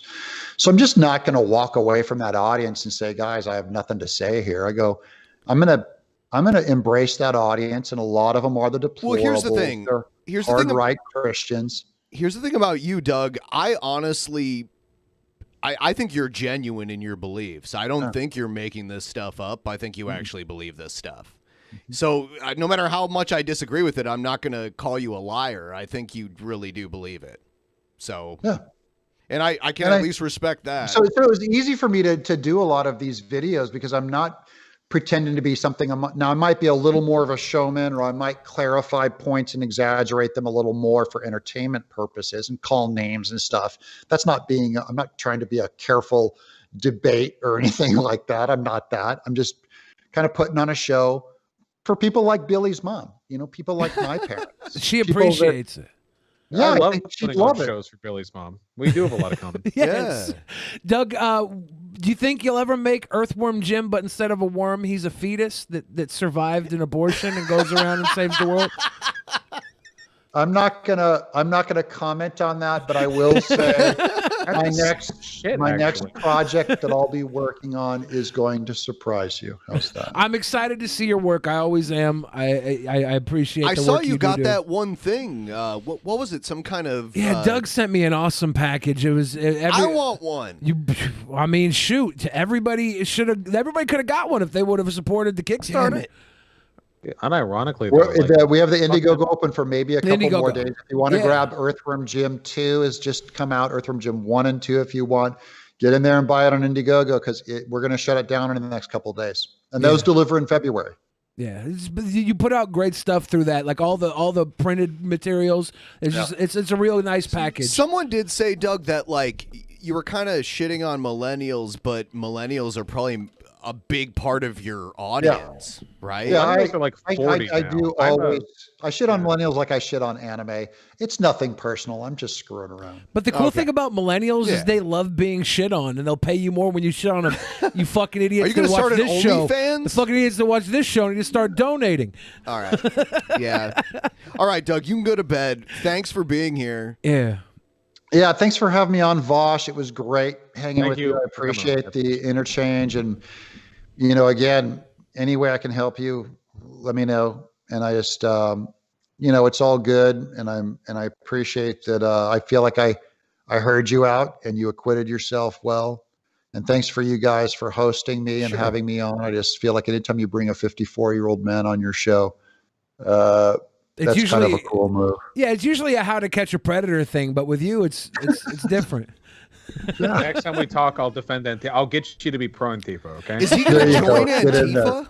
Yeah. Oh, man. Antifa is an actual place. You get a membership card when you join, Doug. They have their own It's an country. organization. It's actually the name of a cave system that stretches underneath Ohio. You have to make it from one end of the system to another without any tools or equipment. And if you do, you get given the black gear symbolizes the darkness of the cave knights. I want to mention Billy, what I want do to they mention think of something because Illyria? it's a meme to Isn't she mention sweet? Ohio on this show, and this is the first episode ever where someone else mentioned it before me. Because I'm from Ohio, so I normally mention it at least once. Hilarious. Okay, going back to Mothman, that bridge went from Point Pleasant, West Virginia to Gallipolis, Ohio. I've been there. It goes right over the Ohio River. Gallipolis. We were wondering how to announce it. I'm from Toledo, Ohio. It's like in the Rust Belt. We couldn't pronounce Gallipolis the other night. Yeah, Gallipolis. I wasn't sure how to say that city. I'm not sure either, but I know we shot footage over there. All right, guys, I'm going to go. Good night. All right, I love you, buddy, but not in a gay way. Yeah, in a perfectly Christian way. We do. Vaush, I don't know if you got to go or what, but if you want to, we can listen to some more of these questions or whatever. No, roll me through them. I normally would stay later. I actually hold up. Wait, I have so much shit to say now. Hold on. Okay. Go ahead. So, okay. First of all, unironically, the idea of an Earthworm Jim style game where an abortus fetus crawls out of a dumpster and finds their way into a suit of power armor would be fucking fantastic. That's like some Binding of Isaac shit right there. Like I'm surprised that hasn't already been done. The lines like write themselves. Like you weren't pro-life, so why should I have to be? And you're like mowing your way through the fucking clinic. That's one. Second of all, the reason why I'm fucking exhausted right now is because are either of you music buffs? Yes. Yeah. And I saw my buddy Anthony Fantano kind of ragging on you too. So I'm going to be very open and vulnerable to both right now. I'm autistic. Now, this affects my life very minimally because I really like public speaking, which means I got good at public speaking, which means that wait, oh my God, I'm sorry. I fucking played a video on Twitter and I thought it was you guys talking, so I stopped talking. No problem, man. Speaking. Okay, back at it. So, that aside, I've never gotten much into music. I just haven't. It just hasn't spoken to me as a genre. Yeah. So I had the audacity recently of saying on Twitter that I did like one genre, and it was electro swing, which, as I understand it, is a lay redditor, autistic, fedora-tipping, swing dancing 17-year-old neo-masculinity bullshit genre. So people made fun of me, including your boy Fantano. So now I'm thinking, okay, fuck it. I haven't listened to music my entire fucking life. Now I'm going to listen to all of it. I stayed up till 4:30 a.m. last night listening to a list of albums that were assembled by the fucking mutants on 4chan. They're fucking newcore, dipshit, fucking hipster rock. So I'm going through that, and I'm probably going to go through more of it tonight. And we're going to be doing that for a couple of months until I've listened to all music, and then I'm going to shit on my chat. That's why I'm tired. I'll tell you what. Music is totally subjective, right? So it doesn't even matter if you like music that most people don't like. That doesn't matter at all, literally.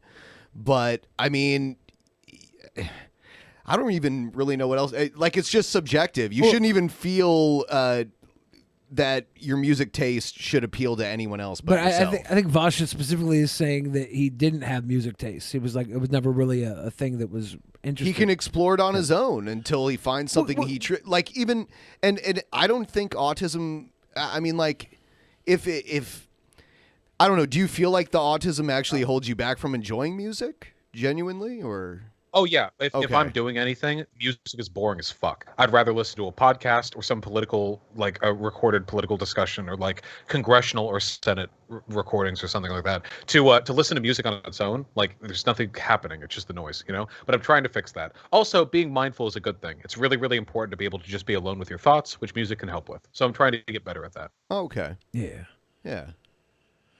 Yeah. I mean, there's unlimited genres to explore, so I don't know. We're going through, I've got a Google Doc that I'm keeping updated and everything. yeah I mean, I'm older, you know, like so my musical tastes most people wouldn't even like, and I used to be a musician when I was in my 20s, and I don't even put that in front of the people that watch my streams because most of them are younger than me and they probably wouldn't even like it anyway. So I don't know, dude. Boomercore is going up these days. All the classic rock, you know? Yeah. I mean, so I'm about to be 40, so I like to. I mean, there was 90s music, but like early 2000s music was. I saw people joking around about Green Day and. I love the American Idiot album. I don't give a fuck. I know they're loud and dumb, but I love that album. I mean, like, even for me, Dookie, when they came out, you know, they hit it big in '94. That was influential to me. I think the greatest tip I could give you on discovering new music is just start listening to people who have like been publicly canceled and get their work out of the way first, because it is a lot of these people, like, there's some of the better work in music, you know. And you just have to separate the art from the artist, get it in there quick, enjoy like the Michael Jacksons and the Gary Glitters and everything. No, don't do Gary Glitter. Who's that guy? R. Kelly. Yeah. R. Kelly, yeah. Got to get that in. Like, just do a canceled playlist and get that pumped through that real quick. Canceled playlist. Yeah. Days. Yeah. I think it's smart. I think any playlist I enjoy automatically becomes a canceled playlist, though. Right? So Billy makes rap music. Like his most popular videos on YouTube that have millions of views are rap songs that he's done, and he's got a video with Onision as the Joker in it too, by the way, which is really weird. Kind of weird. He does a very good Joker, better than Jared Leto. No, I don't. Well, no, it's the same. It's like the same. I don't know. So do you want to read some of these? I would watch a movie where Onision was the Joker. I would. They should do. You know how in heist movies they're like, they go up to like the criminal with 14 life sentences and they're like, all right, we'll make sure your daughter gets a good life as long as you carry out this one last heist. Like, I want that, except Onision. Okay, he's in fucking pedo jail, and they're like, all right, we need you to play the Joker, baby. And then I would watch that movie. The Suicide Squad, but for alleged pedo jail. My bad. For canceled people. Yeah, Chris Hansen bastardized the whole Onision thing, and Onision came out of it looking better than he did before he went into it.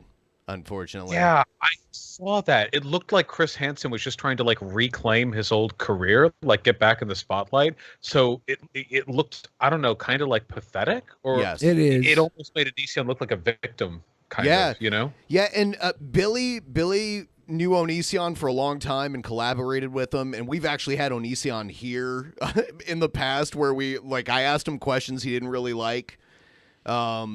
And we got really deep into that whole thing, and then when Chris Hansen got into it, Chris Hansen just kind of stripped it for whatever he wanted out of it. He had some big streams.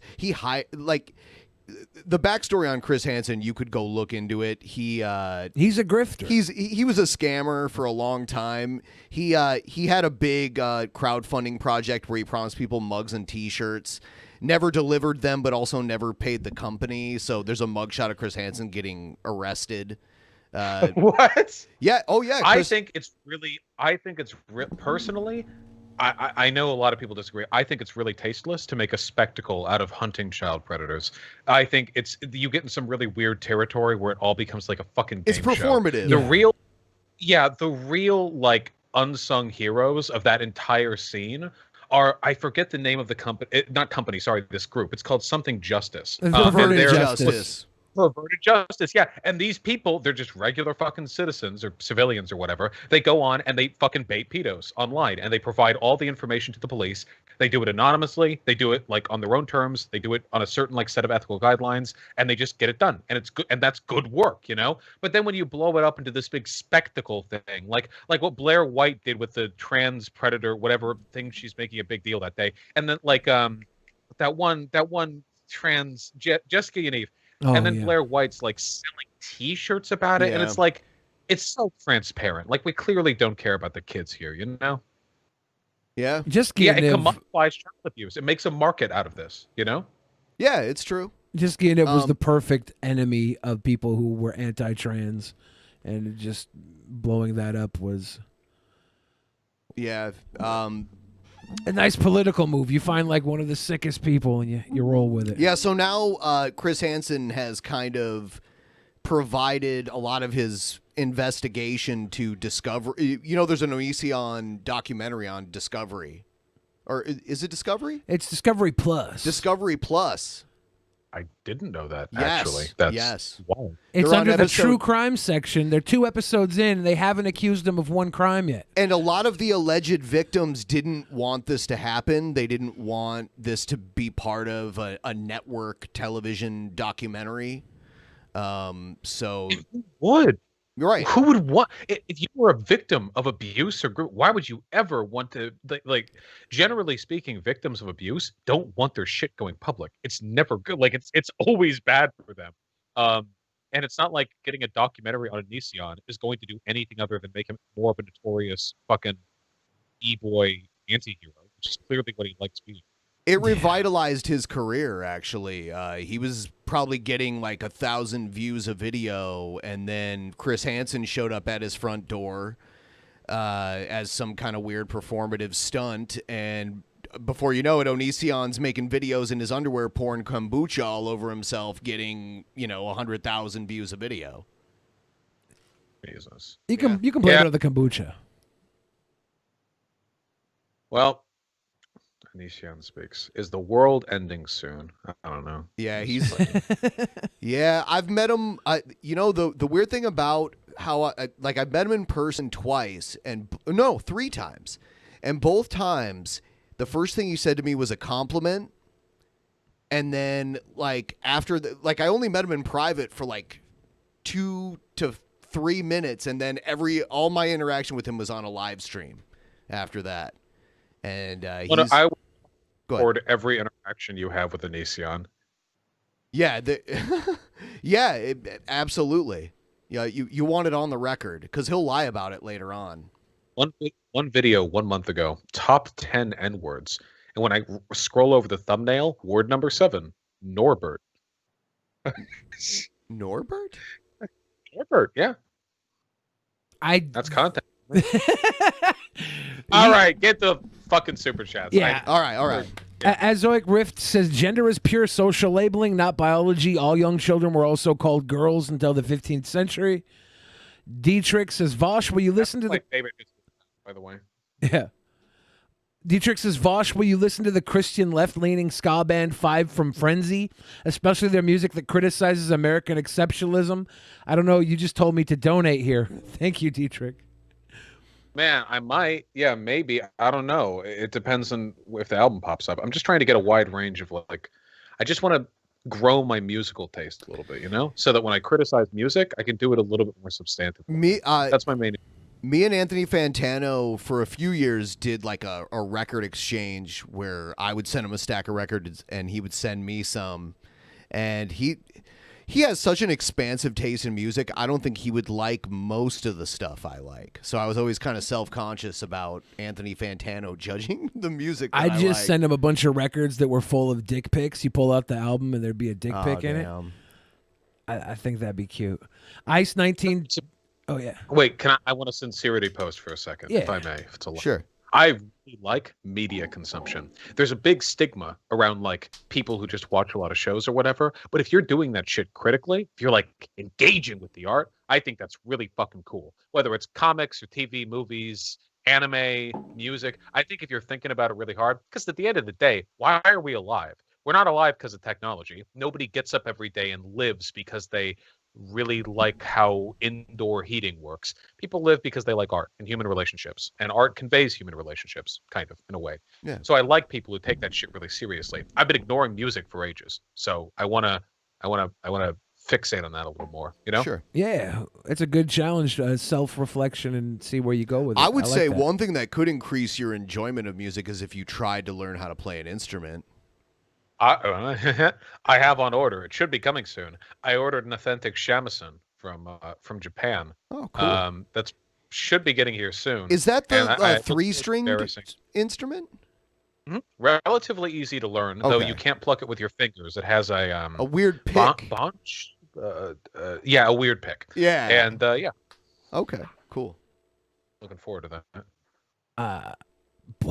Ice 1920-78 says, can you answer the question I asked to Doug before he leaves? Sorry, He's we gone. didn't get there. Sorry. Ice. He had to go to bed. Yeah, to PS says, mankind's greatest mistake was adopting alcohol as its social drug of choice instead of weed. True. Alcohol does so much more damage to society than weed does. It is. Holy I shit. agree. But what if we all just did mushrooms, But man? which did more damage, alcohol or the prohibition of alcohol? Ooh, I don't.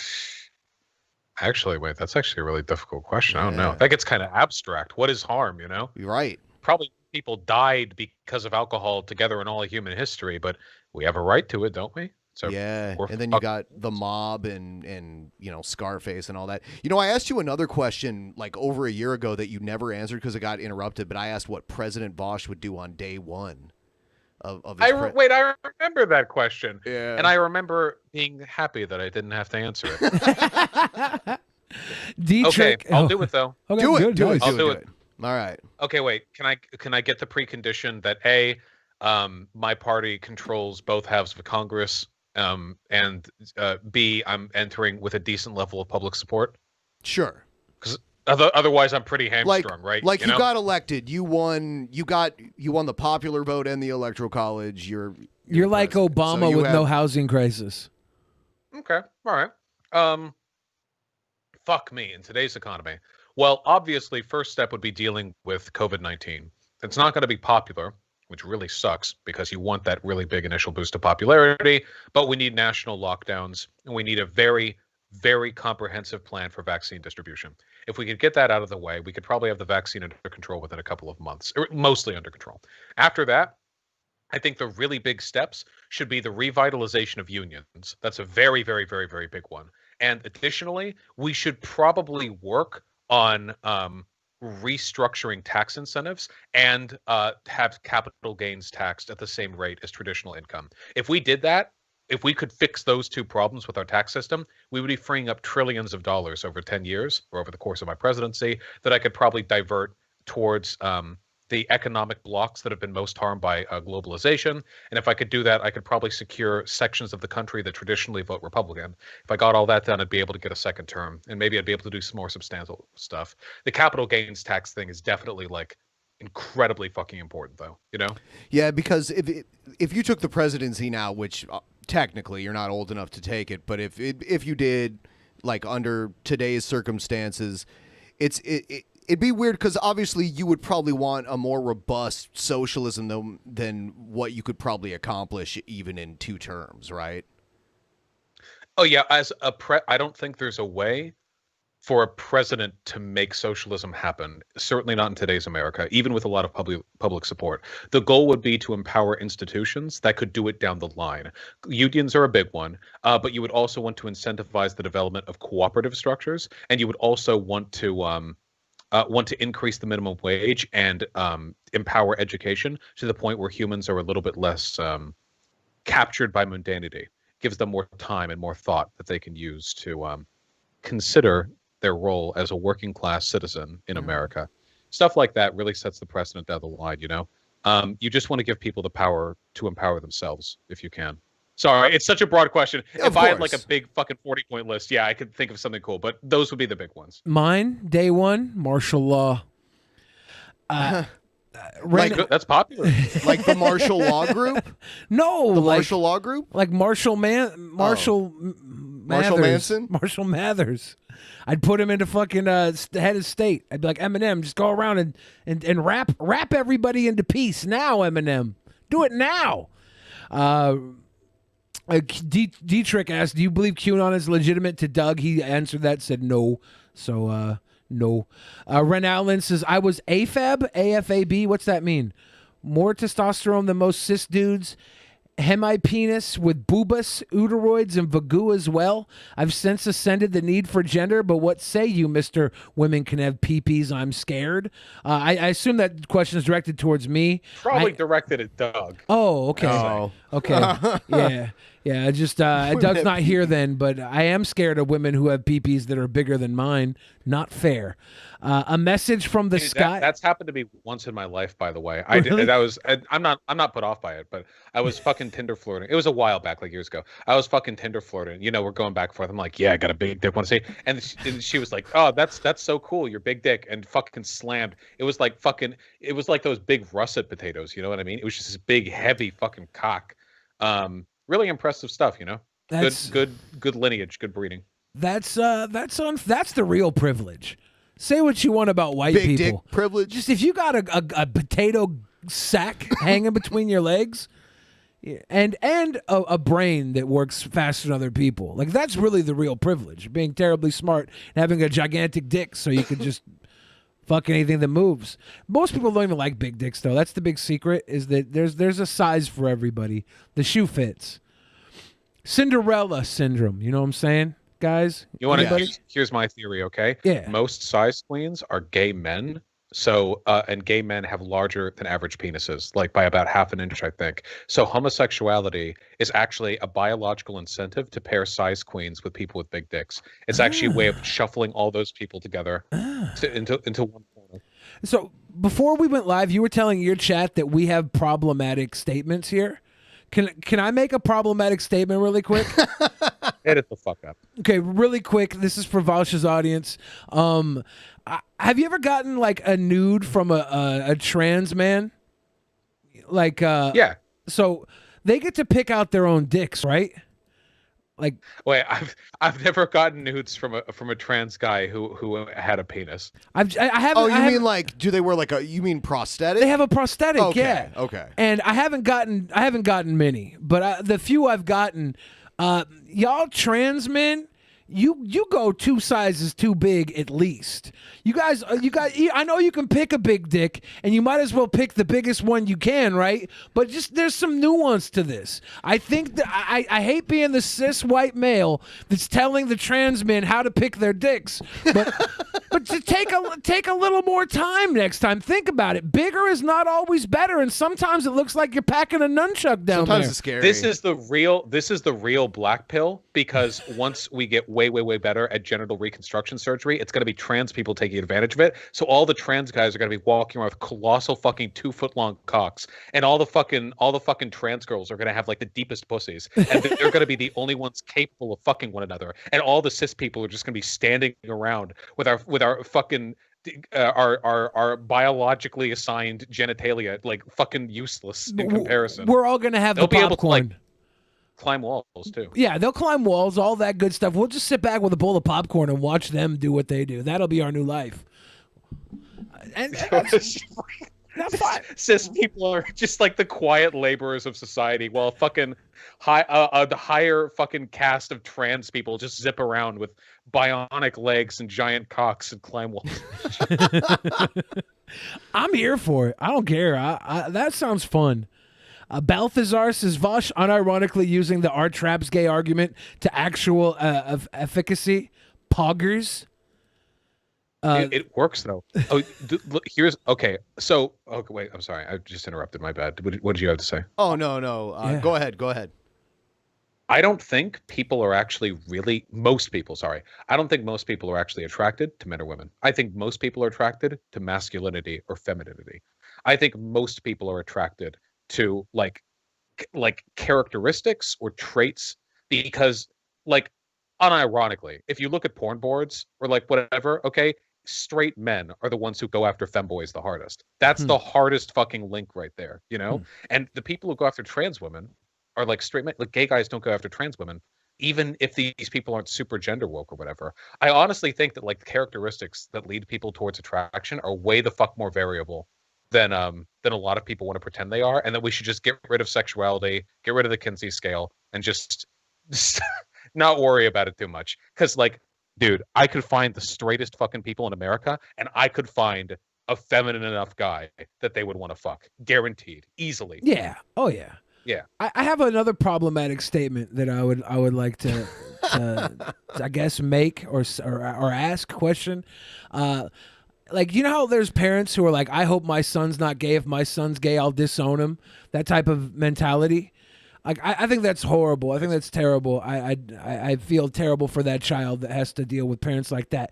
But if I was a parent and I had a son that was gay, would it be wrong for me try to make all the strides possible to make sure he was a top?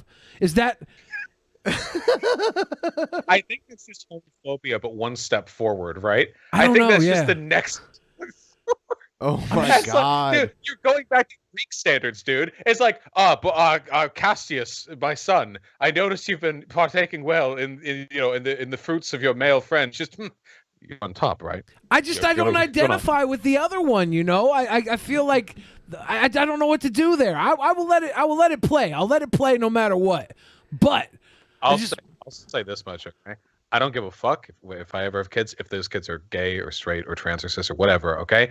But if my kid ever fucking plays a cat boy or girl on does some cringy fucking cat ear headset and fucking shit, I don't know. I think I'm gonna have to roast them pretty fucking hard. I don't know. Baked Alaska was Billy's Osama bin Laden. And Hey. ladies and gentlemen, they got him. What? we got him. Yeah, finally. I saw that during the show. I say Nick is next. Nick, okay, incitement is a crime, and I know people say he was in there. I don't know if that's true, but he was definitely out there with his, couple thousand simps. I think he fucked himself. He wasn't in the building, but when he next did a live stream, he said, "Hey, yeah, and if you were at the Capitol, if you were in there, maybe, and you had your phone on you, maybe destroy your phone." And that's encouraging people to destroy evidence. The FBI is going after everybody who had a cell phone on them because they're able to track data from the chip. I think that might actually get him. Like, that was such an incredible... Later, he was said in a video game. But, like, I think that might have fucked him right there, you know? Yeah. I think the cool thing with Nick is it's only a matter of time until he gets caught somewhere, somehow. I think if it's not the Capitol building for him, he'll work his way into another situation that does get him in some trouble. He's pretty dumb. He'll find a way. I think so. He said he's going to move to Russia. I think he said that. I think he's Catholic. Why would he move to Russia? I think it might be crazy. a meme. They also said that Baked Alaska was dead. I heard rumors. They were trying to claim he died or moved to Alaska or to Russia as well. To Alaska, same difference. Anytime we make fun of Nick Fuentes on our streams, it must get shared on a Discord or something. We get bombarded by Nick Fuentes fans, and they all call us pussies for not wanting to debate Nick Fuentes, but he's the one who's had me blocked for over a year just for mentioning the Catboy And if we were pussies, that would make us akin to Catboys, and he'd love us. I love the pussy Catboys. Yeah, I think Nick Fuentes might subscribe to that Grecian attitude on homosexuality. As long as you're the one pitching. I think Nick is the bottom. Mm-hmm. I can't see him barreling one in Catboy Cammy. I can only see Catboy Cammy. Cammy's like twice the size. Oh, Nick yeah. Fuentes, I think, is like 4'7" or something. But Yeah. Catboy Cammy's like a a sturdy 5'10". Like he can, yeah. Yeah, I don't know. Nick Fuentes in any world that I know is the little Catholic pincushion. There's no way that he is the stud. You know? He's not Jesus. He's the cross. In my opinion, my cis male opinion. Yeah. Yeah, check your privilege when you're making fun of that. Did you see the Catboy Cammy blackface stuff? Yeah, I've seen this whole thing. I don't even bother talking about this shit because it's like, yeah, it's all like obvious attention whore bullshit, you know? I saw there was a debate Catboy Kami did with Destiny, and he had like 5 of his giggling dipshit friends with him, and it was a fucking embarrassment. I think that Nick lost his debates to Destiny pretty readily, but Catboy Kami was like, I think he's like legitimately like mentally challenged or something like that. I agree. So he doesn't actually give a fuck about like his like the actual values he has. He's, you know what he is? He's found a way to make tens of thousands of dollars a month off of Eastern Europeans who like it when he calls black people the N-word. Like, okay, Exactly. what am I gonna do? Argue with that? Like, is there a debate to be had here? Like, yeah, he's just doing his There's thing. not, yeah.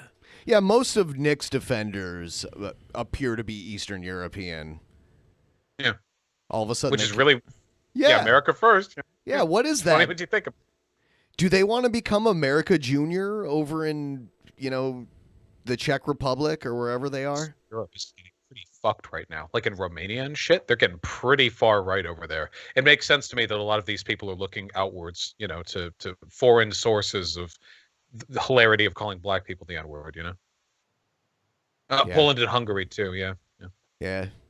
There's so many more. We're gonna try more things. I'm gonna try to get through them. Doe, what do you think of super capitalism? Doe's not here anymore. Thank you though. I don't know what to say. I'm sure he would like it. Doug, you know you created art for a band that believes all cops are bastards. Thanks for working with the Christian leftists, aka ska band 5 from Frenzy. They made me leftist. That's cute. Doug's worked with a lot of people over the years. Like I don't think that. I think Doug is not gonna not work with somebody because they have different beliefs than him, and that's one of the reasons why I like to listen to Doug more than I like to listen to the people who are exclusionary. With their beliefs. I think everyone here, we can all agree that this debate with Doug went way better than the last one we hosted here. Wait, really? I feel like I got him pretty mad at some points there. Well, Was no. The last one was the one that, the last one with you. Right. Yeah. That one was a shit show. Yeah. Well, that's why I said at the beginning for Doug not to call me the N-word. I was prepping it. You know, I was and he called you the Nazi. I don't think we could.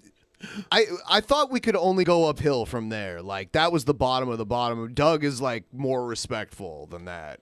So Doug's a really nice guy. That's the real issue. It really frustrates me that there are people, this is like everyone's conservative grandpa, who are like really nice, civil, decent people. They're not like crazy racist. If you like showed up with like a black guy, like friend or boyfriend or whatever next to them, like they're not going to freak out.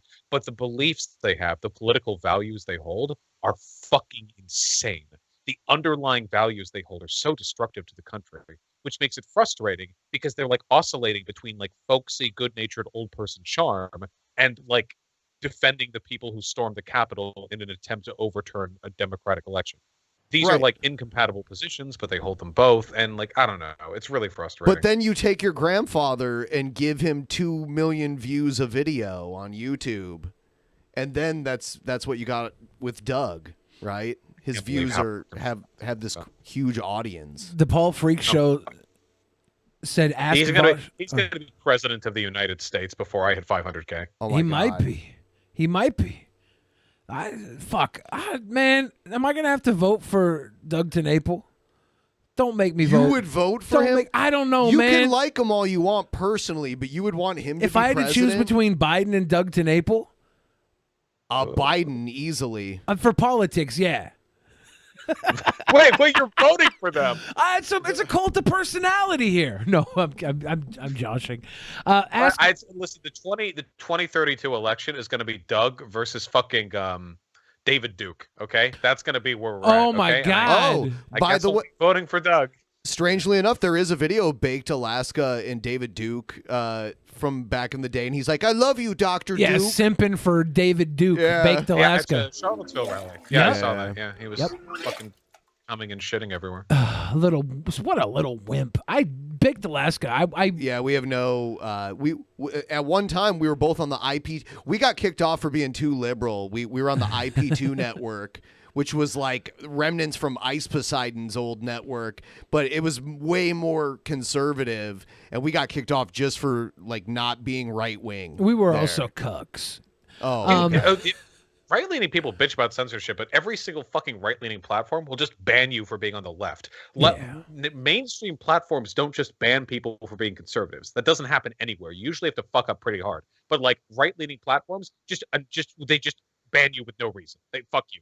They're such fucking hypocrites, dude. They're such bitches. That's why I don't like talking about tech censorship with these people, because they have no fucking problem with tech censorship as long as it's in their favor. I'm willing to make concessions and implement national standards, even if it could possibly help the right, because I believe in free speech. But they don't give a fuck about that. There is a big tech, but I think when I hear the right talk about it, it's kind of a boogeyman that they just apply to whatever. Mm-hmm. To them, because it's always they, right? They're doing this. The deep state. Gotta have an enemy, so you're the victim. The Paul Freak Show says, ask Vaush if he is a little worried that the right will create a violent echo chamber the more we push them off tech platforms. No, that's been proven not to be the case. First of all, we're not pushing them off tech platforms. They agreed to a TOS, and they keep breaking it. It's their fucking fault. But the idea that deplatforming groups means they get more radical and larger is just demonstrably not the case. There's actually a really easy track that you can see, or there was actual research done on this. When you deplatform people or groups or ideas, they go away. Otherwise, like it's like, why would you listen to them? Like, oh, don't deplatform me. That'll only make me stronger. Wink. Better let me stay on your platform unabated. Like, of course they'll say that. But no, they fear deplatforming for good reason. I fear deplatforming. You think I would be made more prominent if I got yeeted off of YouTube? Fuck no. I'd have to be a huge pain in the ass. I'd be on what, BitChute and DLive? Fuck that. No. Yeah. Slippery slope, man. I hate the Nazis, but I love the cucks. Where do we land here? Where do we land? Ren Allen said, AFAB assigned female at birth. I'm non-binary. I just meant I was raised a girl. As someone with a literal hemi-penis, it is my right to mock cis dudes with tiny dick energy. You can have a big dick and still be a tiny dick energy baby. Boo-hoo, feelings are gay.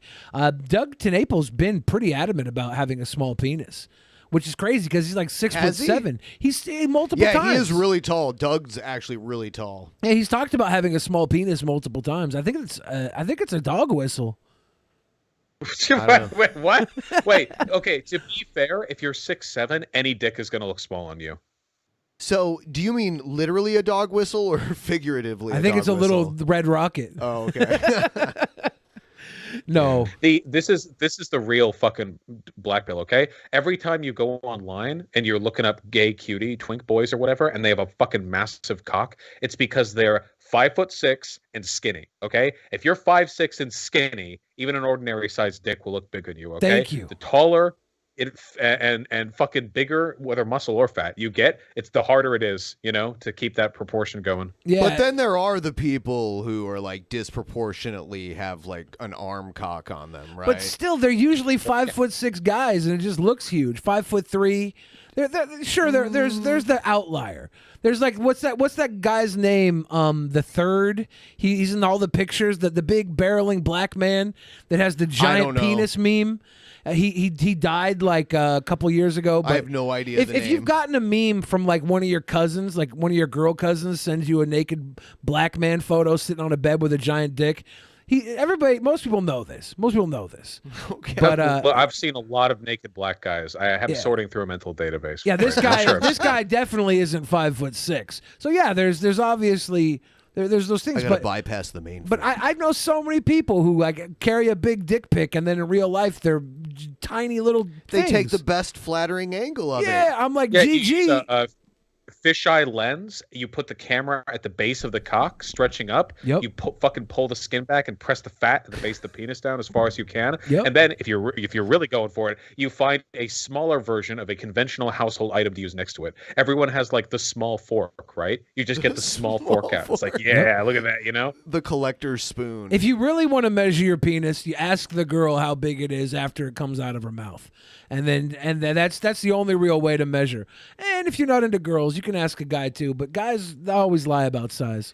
You know, one time I was Every watching. dick feels big when it's been in the mouth. One time I was watching a Vaush stream, and he said when he left Tinder, Tacoma wept. True. True. Haters will say it's fake. Haters will say it's fake. Yeah. They had a parade and everything. It's all true. Tacoma is Dude, the that worst. way, I get canceled for the dumbest fucking shit. Okay, I got fucking people with 6K likes tweeting that I'm a pedophile because I like electro swing. Okay, I got the weirdest shit going on. Right. But that Tacoma web thing, so fucking stupid because it was a funny fucking joke. Was it in the context of the Huh? Was that literally? Did that literally become a problem for you? Because I didn't even know that. I just heard you say that, and I thought it was funny. The Tacoma web thing? Yeah.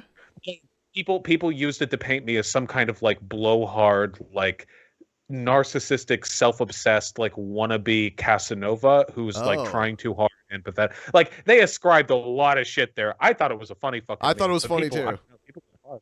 Yeah. Yeah. People go hard. I think some of these donos have like cycled out of the Streamlabs list even. So have they? They're into the either. I'm sorry, guys. We try to get to as many as possible. The Locust God suggests that Vaush listens to Rage Against the Machine. Netra Amorosi says... Jesus Christ. Some Zach I De La love the people Roche. who are like, you should listen to the Beatles. You think I haven't heard the fucking Beatles? Come on. Netra Amorosi says, a thought, what if the purpose of life is for us to experience suffering so we can appreciate what comes after, or something like that?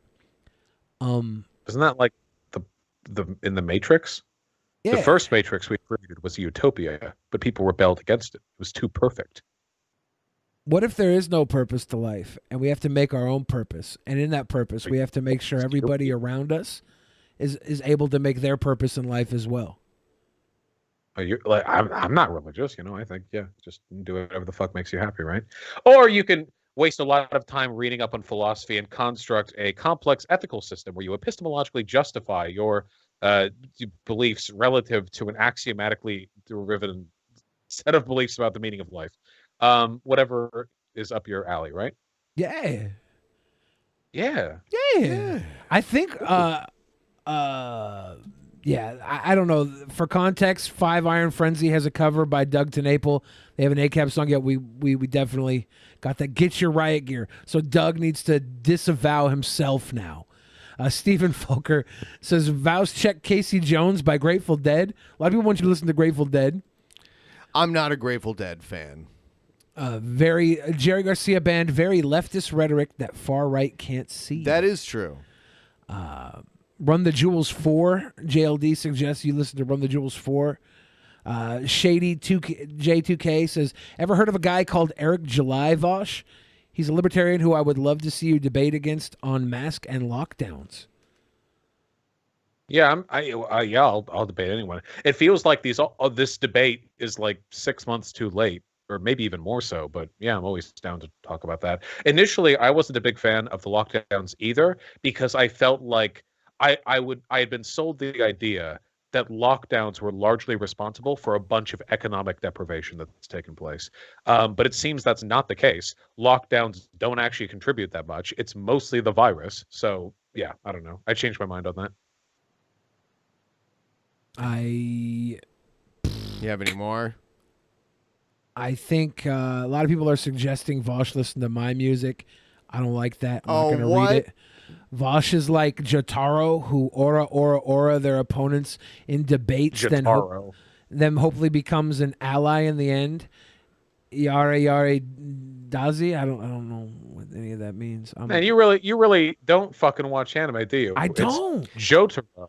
Yeah, and you have to say aura much more aggressively. Aura. I can't do it. That was weird because when can't do it. It was weird because when Doug mentioned the anime that he did like, a lot of those are the ones I like too, because that's When I was a teenager, the only anime you could get, you had to buy on VHS tape. You had to like mail order it.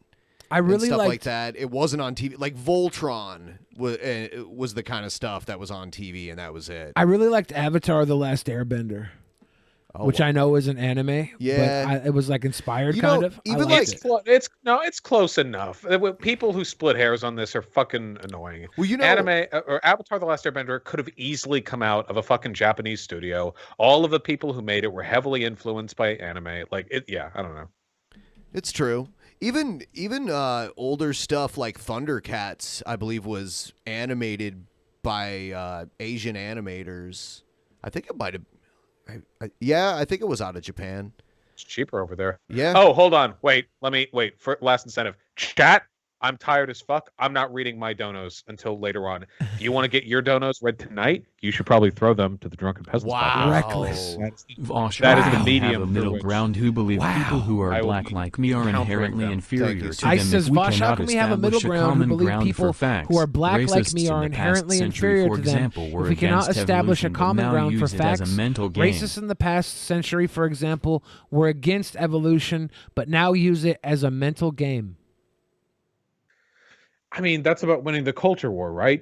You have to be better at mobilizing than they are, which we have been for a very long time. The thing that's to our benefit is that the things that I believe are directly derivative of the Enlightenment values that America was supposed to have been founded on. Being anti-racist, being trans-positive, whatever, I can easily extrapolate all of these from very, very basic pro-freedom, people should be good to one another positions. It's easy for me to justify these. Usually, racists or other people like that have to either believe something which is factually untrue, which many of them do, or they have to argue against sort of the common philosophical tide of this country, and I guess of the planet, really. That's the advantage that we have over them, that we're right. So we just have to organize better than them. We just have to make our spaces more progressive, close them out, make sure that we win the elections. Slowly but surely, we get better, they do worse. The goal. Vaush talked about wanting more complex things in men's fashion. Makes me wonder if you would like Prince. Try throwing Purple Rain in your to listen to list to balance out all the obscure indie stuff. Okay, yeah. I think that's in the classics list of that mutant album compilation, you know? Yeah. Christopher Turton saying you should listen to Number of the Beast by Iron Maiden. Majorly awesome. Number of the... These people giving like those classic fucking rock tracks. Like, oh, have you listened to Nirvana? Like, fuck, dude, I'm not that. I my car has a radio, you know. You should listen to Pink Floyd, but while watching Wizard of Oz. Before they meme, how have you two been, by the way? We haven't talked in a little while. Yeah, we've been good. Trying not to get the cough. You know, I don't know what that means anymore. Like I feel like I'm living, I'm doing like what I would do before everything is still going forward, but I just can't go out and get in trouble anymore. I can't go out in public anymore and do stupid stuff, which I loved doing before this pandemic. So like I'm doing like well. I'm doing fine. Everything's great. But I don't have that outlet to be a fucking idiot like I usually had. And I miss that. You know what I miss more than anything else? I miss conventions. Yes. I was a big fan of, so for years and years and years, especially when I was in college, I didn't have much spending money. So when a convention came around, that was like a big thing for me. Saved up a lot for it. Nowadays, not an issue. I could go to a convention, could buy whatever dumb shit I want. Of course, now, COVID. So have you ever been to PAX before? No, I have not been to PAX. We usually go every year. Yeah, it's a little nerd convention. I got the H1N1 virus from PAX back in 2009. So it was sounds like a good time. Yeah, it's nice. Yeah. Before COVID, I was doing a lot of live streaming. And during COVID, I got invited to go on an RV that Baked Alaska was on. And I wanted to go so bad, but I couldn't justify going out in public during COVID like that. It's just so sick. But I would have loved to have did some pepper spray training just so I could take a squirt from him in the eyes and still maul him like a bear. That would have been so much fun. Yeah, I don't. I can't. I'm not going anywhere near fucking conservatives starting COVID. These people, they don't take this shit seriously at all. They're fucking crazy. Yeah. I went over and I saw Tim Pool, but Tim Pool is a liberal, of course. So. It's not yeah, I don't know. The fucking, especially considering Baked Alaska went to the fucking Capitol riot with COVID-19. He's clearly not very. I just wanted to have a face-to-face with that guy. I thought it would have been, it would like, there's like the live streaming community has a bunch of bullies who go around and bully like all the other little live streamers. And I just like to go check them every once in a while. It's fun. You know, he tried to clout shark me once a while back. Yeah. He it was early 2019. Oh, fucking know. It was Yi back then, but he emailed me and he was like trying to get on the stream to talk about how he was a reformed Yang ganger now or something like that. He wanted to talk about how he was de-radicalized from the alt-right. And then because I'm slow to respond to my emails. So like I didn't mean to string him along. I would have had him on, you know? Yeah. But I took long enough that he dropped that grift and went back to being an alt-righter. Yep. So it was like, oh, okay, well, that was. I'm glad I didn't have you on. It went from like him doing blow with Andy Worski and Let's just simping finish over this. Go Sweet Aaron to then him being a Yang ganger, and then after that he got baptized as a Catholic and started hanging out with Nick Fuentes. Why is Catholicism the Nazi religion all of a sudden? Because I grew up Catholic. I left the church. I'm atheist, and I think there's a lot of messed up stuff with the church. But I was always taught that Nazis were evil. You know why? They're not. First of all, they're not really Catholic. I doubt Nick Fuentes has ever read the Bible. It's aesthetics. Catholics are the ones with cathedrals. Catholics are the one who led the crusade. They don't give a fuck about religiosity. It's all about image. I guarantee you, all these fucking nouveau Catholic, 15-year-old tradcon alt-writers who converted 3 weeks ago don't know anything or care, frankly, about it. It's just about aesthetics. What's interesting about like the alt-right is you have people like Baked Alaska who are naked grifters. Like they clearly don't believe anything other than their own power and their own influence. But because like how the internet works, like you have a guy like Baked Alaska who, if it weren't for the live stream donos, would probably be like dying in a ditch somewhere. So he needs to keep this grift going. The thing is that the right doesn't really care if they're led by grifters. I don't really think they care. Yeah. If a person's running around harassing like black cashier workers or whatever, they genuinely don't give a fuck if the person doing it is like some venerable defender of Western values or if they're just a fucking grifter. I don't think they care, which means that you can't really expose any of them for being grifters, I guess, because they all are. I guess maybe like Hitler was technically Catholic, so they got to just follow suit. There you go. It all comes around. Yeah. Sorry, I talked for so long there. My bad. You been good, Ben? No, you been good? Yeah, I'm good. Well, you're out of the room, Vaush. That's how we've been, because it's been a while since we sat and talked. Pretty good. Yeah. How have you been? Like, I feel like I haven't seen this background from you. How new is this? Yeah, he's got a new design going on in the background.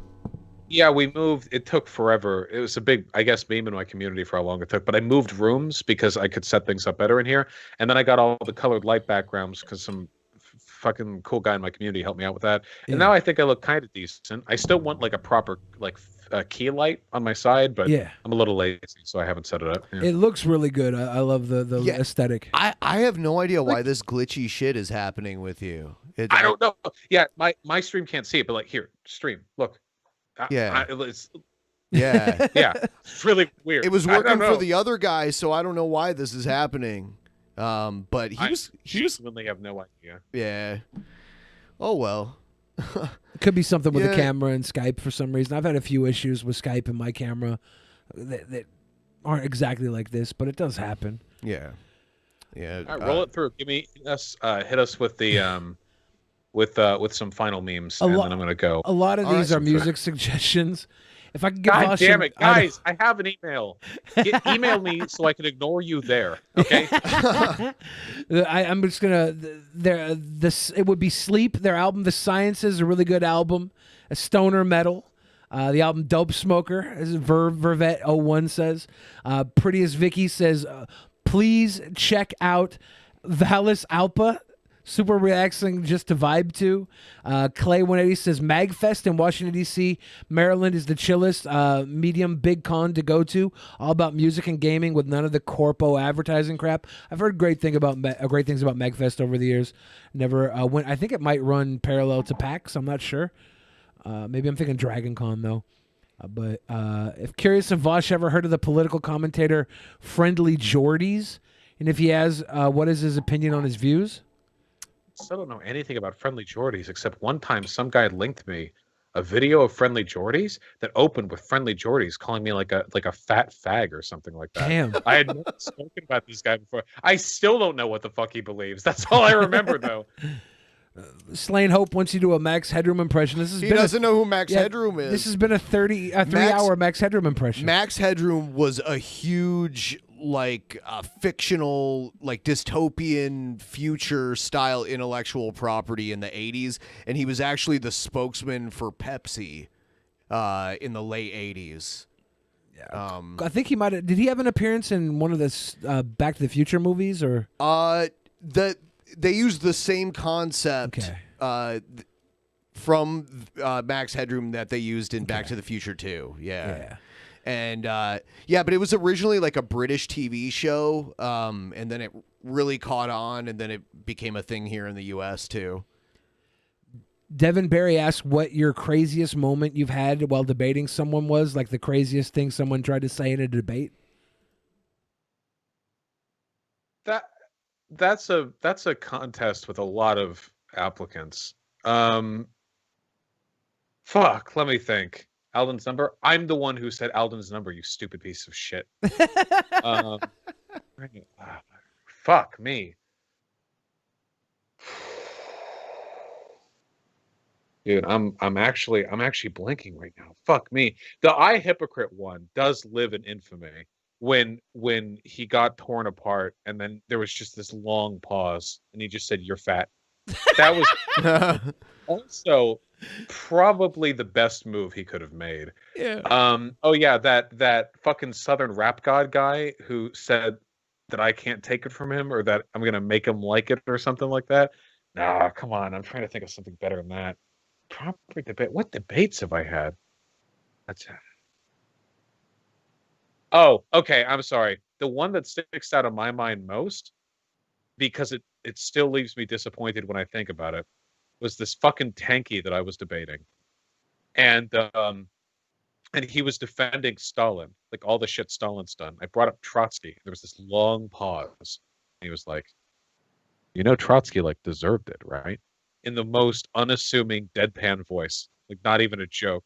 And it just hit me so fucking hard. It was really weird. I don't know. I'm sorry if that's not a meaty enough answer. I'll do a top 10 list.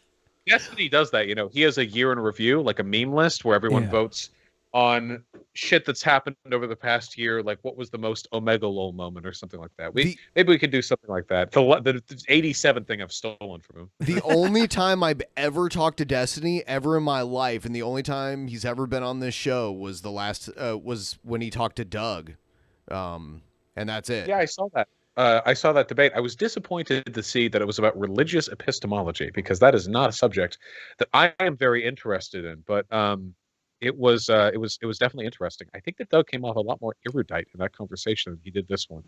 But I don't know. It could just be my bias.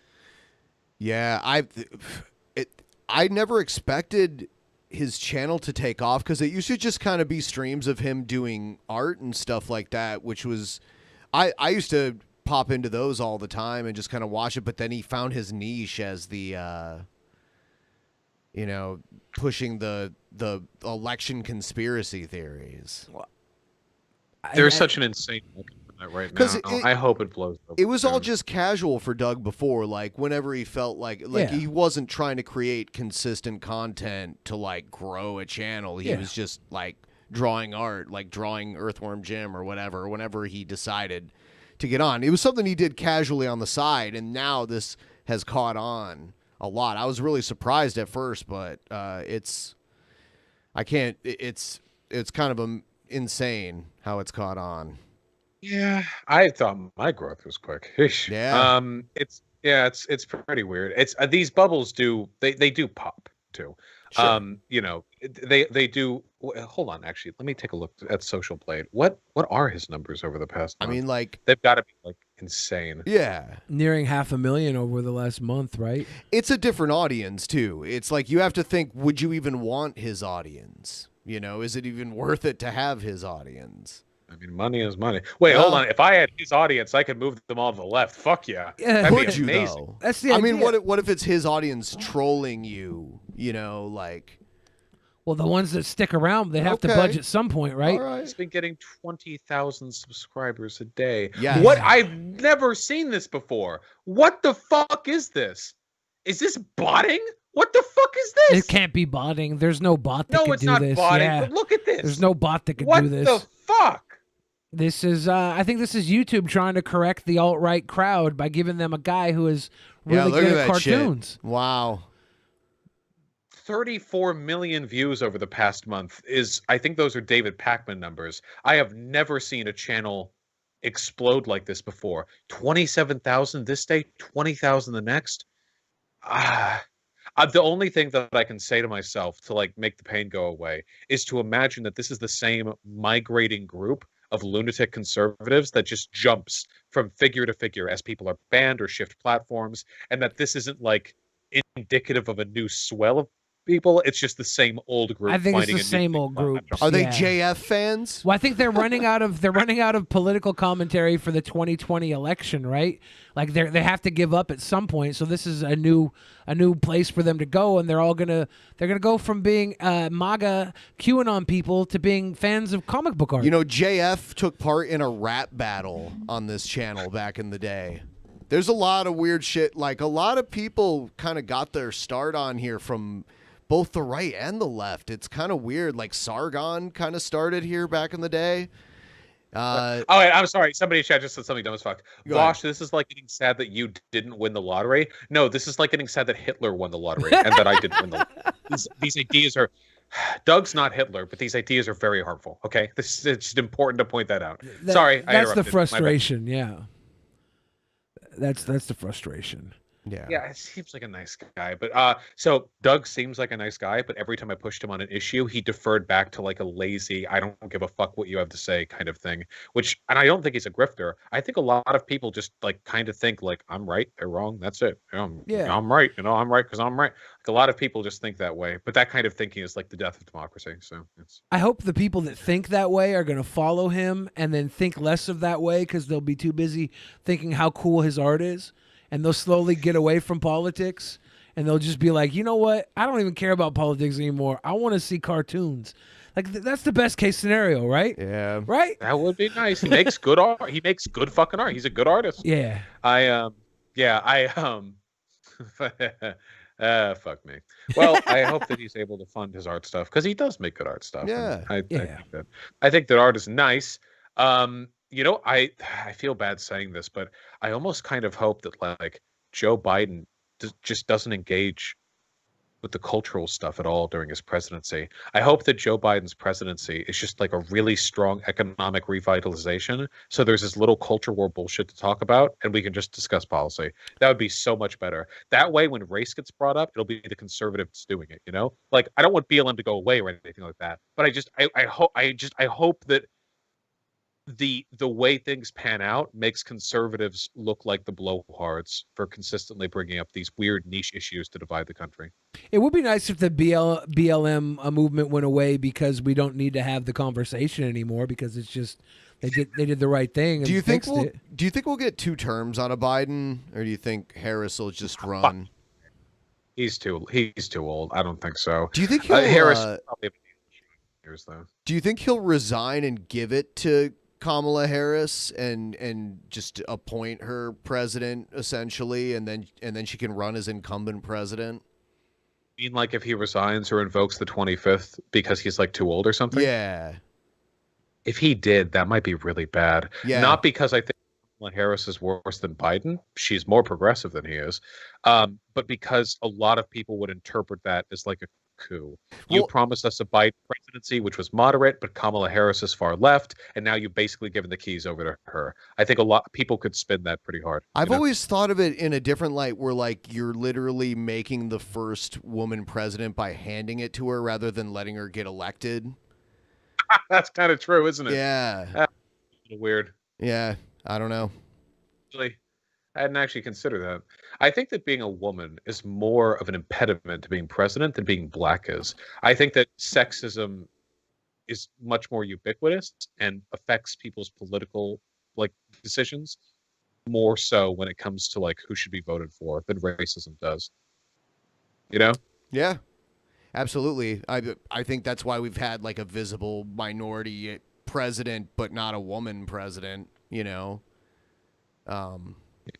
Well, we'll might get a fucking black female president in 4 years, or maybe before then. I don't know. Maybe we'll see Ivanka Trump in 8 years president. Right, guys? There is going to be a lot of scary stuff going on in the near future. We've only just begun to see the consequences of all this insurrectionary activity. It's going to be a real rough, at least next year, I think.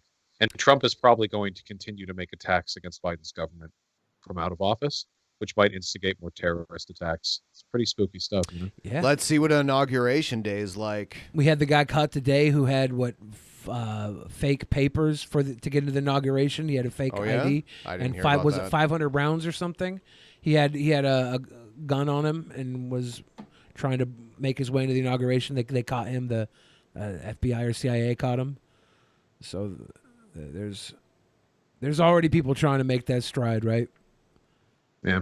How long do you think the QAnon grift is going to continue? Do you think it's going to be 4 months into Joe Biden's presidency and people are still going to be saying Trump has laid all the pieces in play? Everything is set. You won't abandon us now. At any moment now, the FEMA is going to arrest Pelosi and all the Democrats. He's ready to execute. He's pressing the button.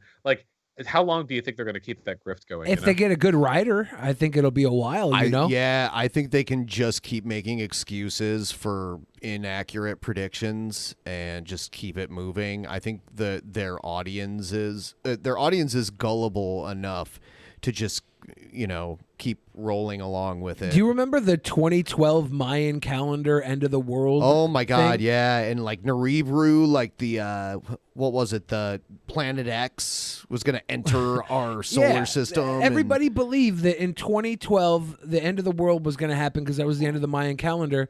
And then when it didn't happen, all those people were like, "Well, actually, we read the calendar wrong, so it's really going to happen in 2015." Yeah, their time passed. They just moved the date back. Yeah. They just move it further back and back and back. Right. Yeah, I feel the knowledge that people believe in QAnon has brought me the closest that I ever have in my life to believing in some kind of disenfranchisement from voting based off a test. That's the closest I've ever come. The existence of QAnon supporters really makes me wonder about democracy. When you have the big world meetings, the big groups getting together, the people in power talking about we live in a post-fact society, acknowledging the post-fact society, you can fill the lack of facts, the fake news, alternative facts, you can fill that void with whatever you want. You can make the new religion. QAnon is a new religion. We now have QAnons elected into our federal government. Yeah. Yep. They might get ousted at some point. Eventually, one of these motherfuckers is going to go postal, okay? You can't be mentally okay and be a QAnoner. This bitch keeps I thought trying the to Tea get a gun Party in. was crazy and bad, and now it's QAnon versus Vaush, Tea Party. You're a creative. I see that in you. You're a creative. Can we sit down and can we work on our own QAnon for the left and call it LGBT QAnon? I feel like this would shut down QAnon if we had a convincing enough story that it was the gay agenda trying to keep Trump in. Let's do it. Let's go. Let's ride.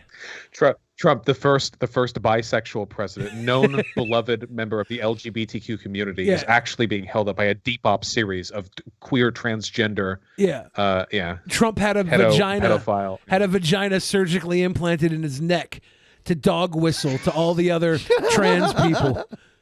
To dog queef. To Dog queef. Emanate on a frequency no one else can hear. No! Dog queef is great. Damn it. See. Damn All right, it. this is dumb as shit. It Fuck is. with you. I have to appreciate use the I restroom. appreciate you helping me out. Yeah, sure. Anytime. I'll be in touch in a few months. And Thank you, come back Vaush. again. Personally, I want to personally thank you. It's a meme here. If I don't personally thank people, I get shit on. But I still want to thank you regardless. I personally thank you both. And Thank hopefully you. next time my camera isn't fucking glitching out in your Yeah, we'll guys, have to figure it out next time. Maybe Yeah. get in a couple minutes early and Yeah. tech support, or we'll do some update drivers. I got to run to the bathroom real quick. I'll call Geek Squad. All right. Be well, stay strong, enjoy your piss or shit, whatever you're going for. He's Or come. running. Good night. Oh, probably a come then. All right. Have a good one. You too. Be well. All right. That went pretty well. I mean, like I said, it could only go upwards after the one debate with Ethan Ralph and Vaush, where things got really out of hand. If you haven't watched that, there's it's on our channel somewhere from about a year ago. I think it was like April of last year. Now I have to close. I'm trying to talk. Like I've been left alone. There we go. Whoa. This is crazy. So yeah, that was something. Hey guys, if you haven't liked the stream already, please like it and subscribe. LGBTQAnon. I think that really took off. I think that's the next movement. I think we literally just started a new movement today with the LGBTQAnon.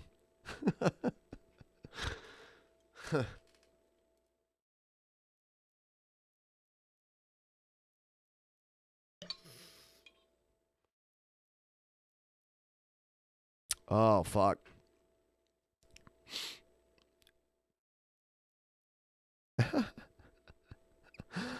Oh, God. How long have we been streaming? The episode with Jeff, Vaush, and Adam is still one of my favorites. Yeah, Jeff, Vaush, and Adam from Your Movie Sucks. That was a great episode. Hey, you know, Doug is on Eastern time, so he was 3 hours ahead of us. It is later, you know. So I get it.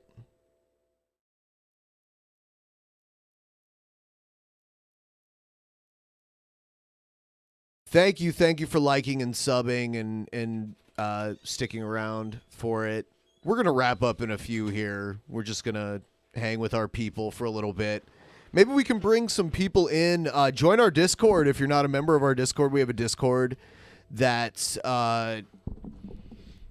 got a bunch of members, thousands of members. If you want to jump in, the link is in the description. Actually, I'm going to send an open invitation to our patrons that are on our Patreon. Feel free to jump into the waiting room. I'll bring some of you guys on. We can discuss the stuff that we just saw before we end the stream here. Yeah. A lot of donos came in tonight, and we tried to get the questions in when we could, guys. Sorry. Yeah. Sorry it didn't all work on time. It happens. Mertz Luft says, please review the new school shooter movie produced by the Daily Wire, Run, Hide, Fight. Amazing production value, great acting, polished shit of a story. The executive producer got taken off the film for child molestation charges. It's a doozy. God, that sounds everything about that was horrible. Yeah. Oh my God. I created like an anime or almost like a fighting game window scene with them. That's what I was going for. Yeah, I talked to a lot of people about that during the show, and they said audio only. It was giving them seizures. Is that true? A few people were like off put by it. So I just told those people, I said, suffer and die. Suffer and die. I said, that's what my buddy JLP, Jesse Lee Peterson, told me. Yeah. God. Slain Hope says, ask Vaush to do Max. Oh, we already saw that one. Fuck Slain Hope. All these people that didn't get read, and I read yours twice. What's wrong with you? Bay Area of Gaming says, are you guys going to do some AEW gameplay when the game releases? That'd be cool. If it's a good game. I heard that. I mean, I'm not going to buy it. If it's like $60 or something, I'm not going to buy it if it looks dumb. I heard that Ref Audrey's working on that with them. Yeah, she is. Yeah, I guess that's what she went to college for. Yeah, I bet you it's going to be an interesting Yeah. one. I wonder if they went out and bought the rights to the old AKI. Well, no, I think AKI's work, or not AKI, but THQ. Oh, what are they called? No, the studio that made those games like 2K, WWE 2K, whatever. I don't know. I Man, like the old Nintendo I can't 64 remember. games. Yeah. Those are the ones I like. THQ made them. I like those. Those are my favorite. Balthazar said, Vaush, my dad was a classical composer and conductor for 50 plus years. I grew up on that. My Chemical Romance is trash. Video game OSTs are poggers. I don't know what poggers means. I think I might have just said a slur word. I think so. Brody Man Hennessy says, so weird. Went to high school with Bill, and Vaush is my favorite streamer. Vaush, I don't know how you managed not to scream at that butt job. I think you mean nut job. Someone who went to high school with you? I suppose Brody Man Hennessy went to high school. Aren't poggers people who played pogs?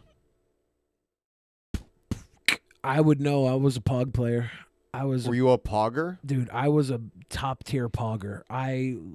I won so many pogs. I was a pog baller. I would sell pogs. I would resell pogs for big cash. I traded a bunch of pogs for my first Game Boy. Pogs that I won. I was a hustler, baby. I just want you to know. It's true.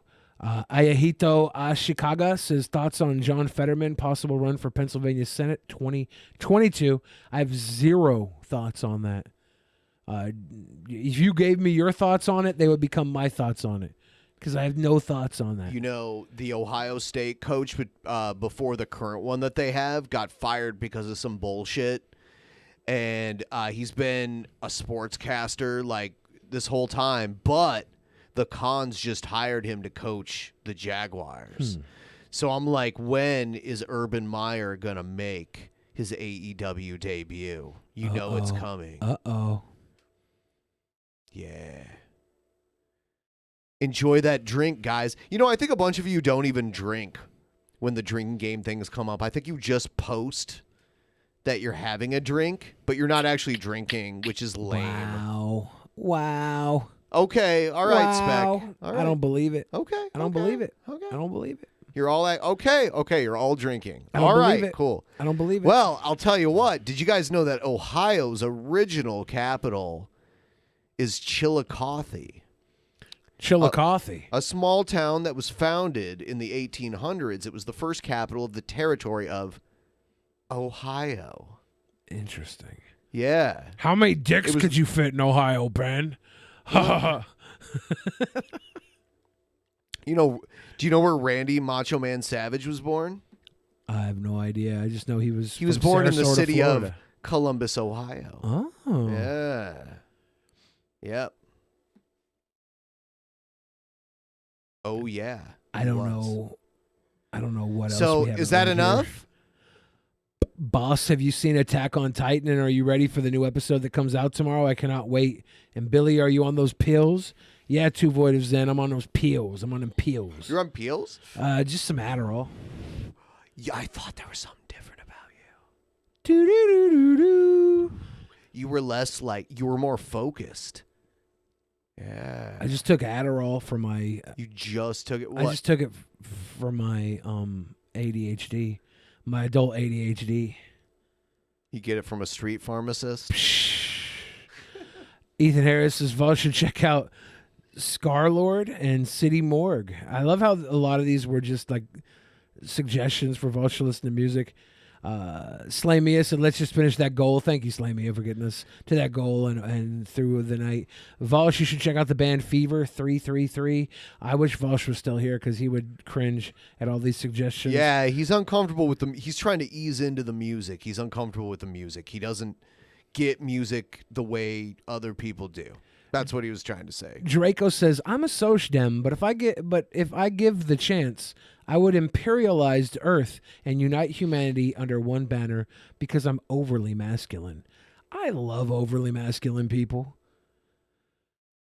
Wow. And yeah, prettiest Vicky trying to get validation from Vaush. I'm sorry, we can't give that to you anymore. I'm sorry. But they said check out Vallis Alps. Super relaxing music, just to vibe to. I like vibes.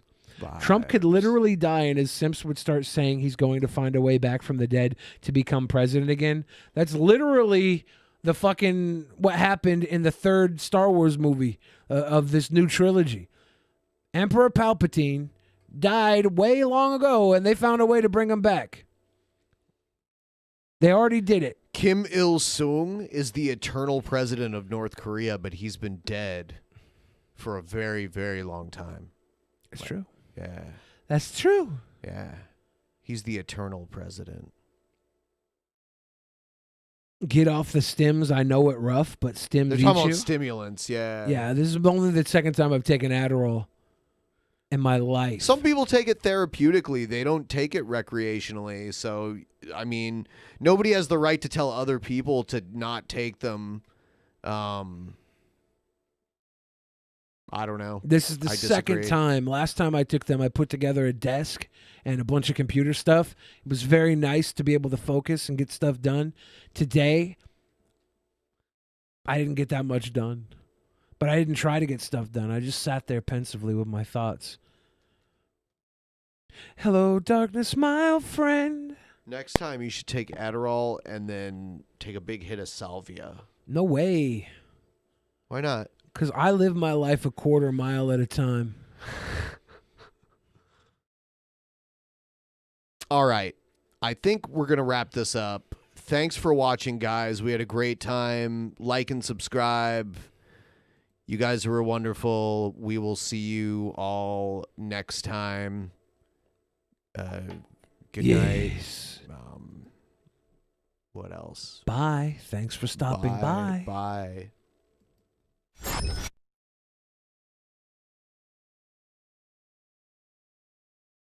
In the beginning, there was nothing.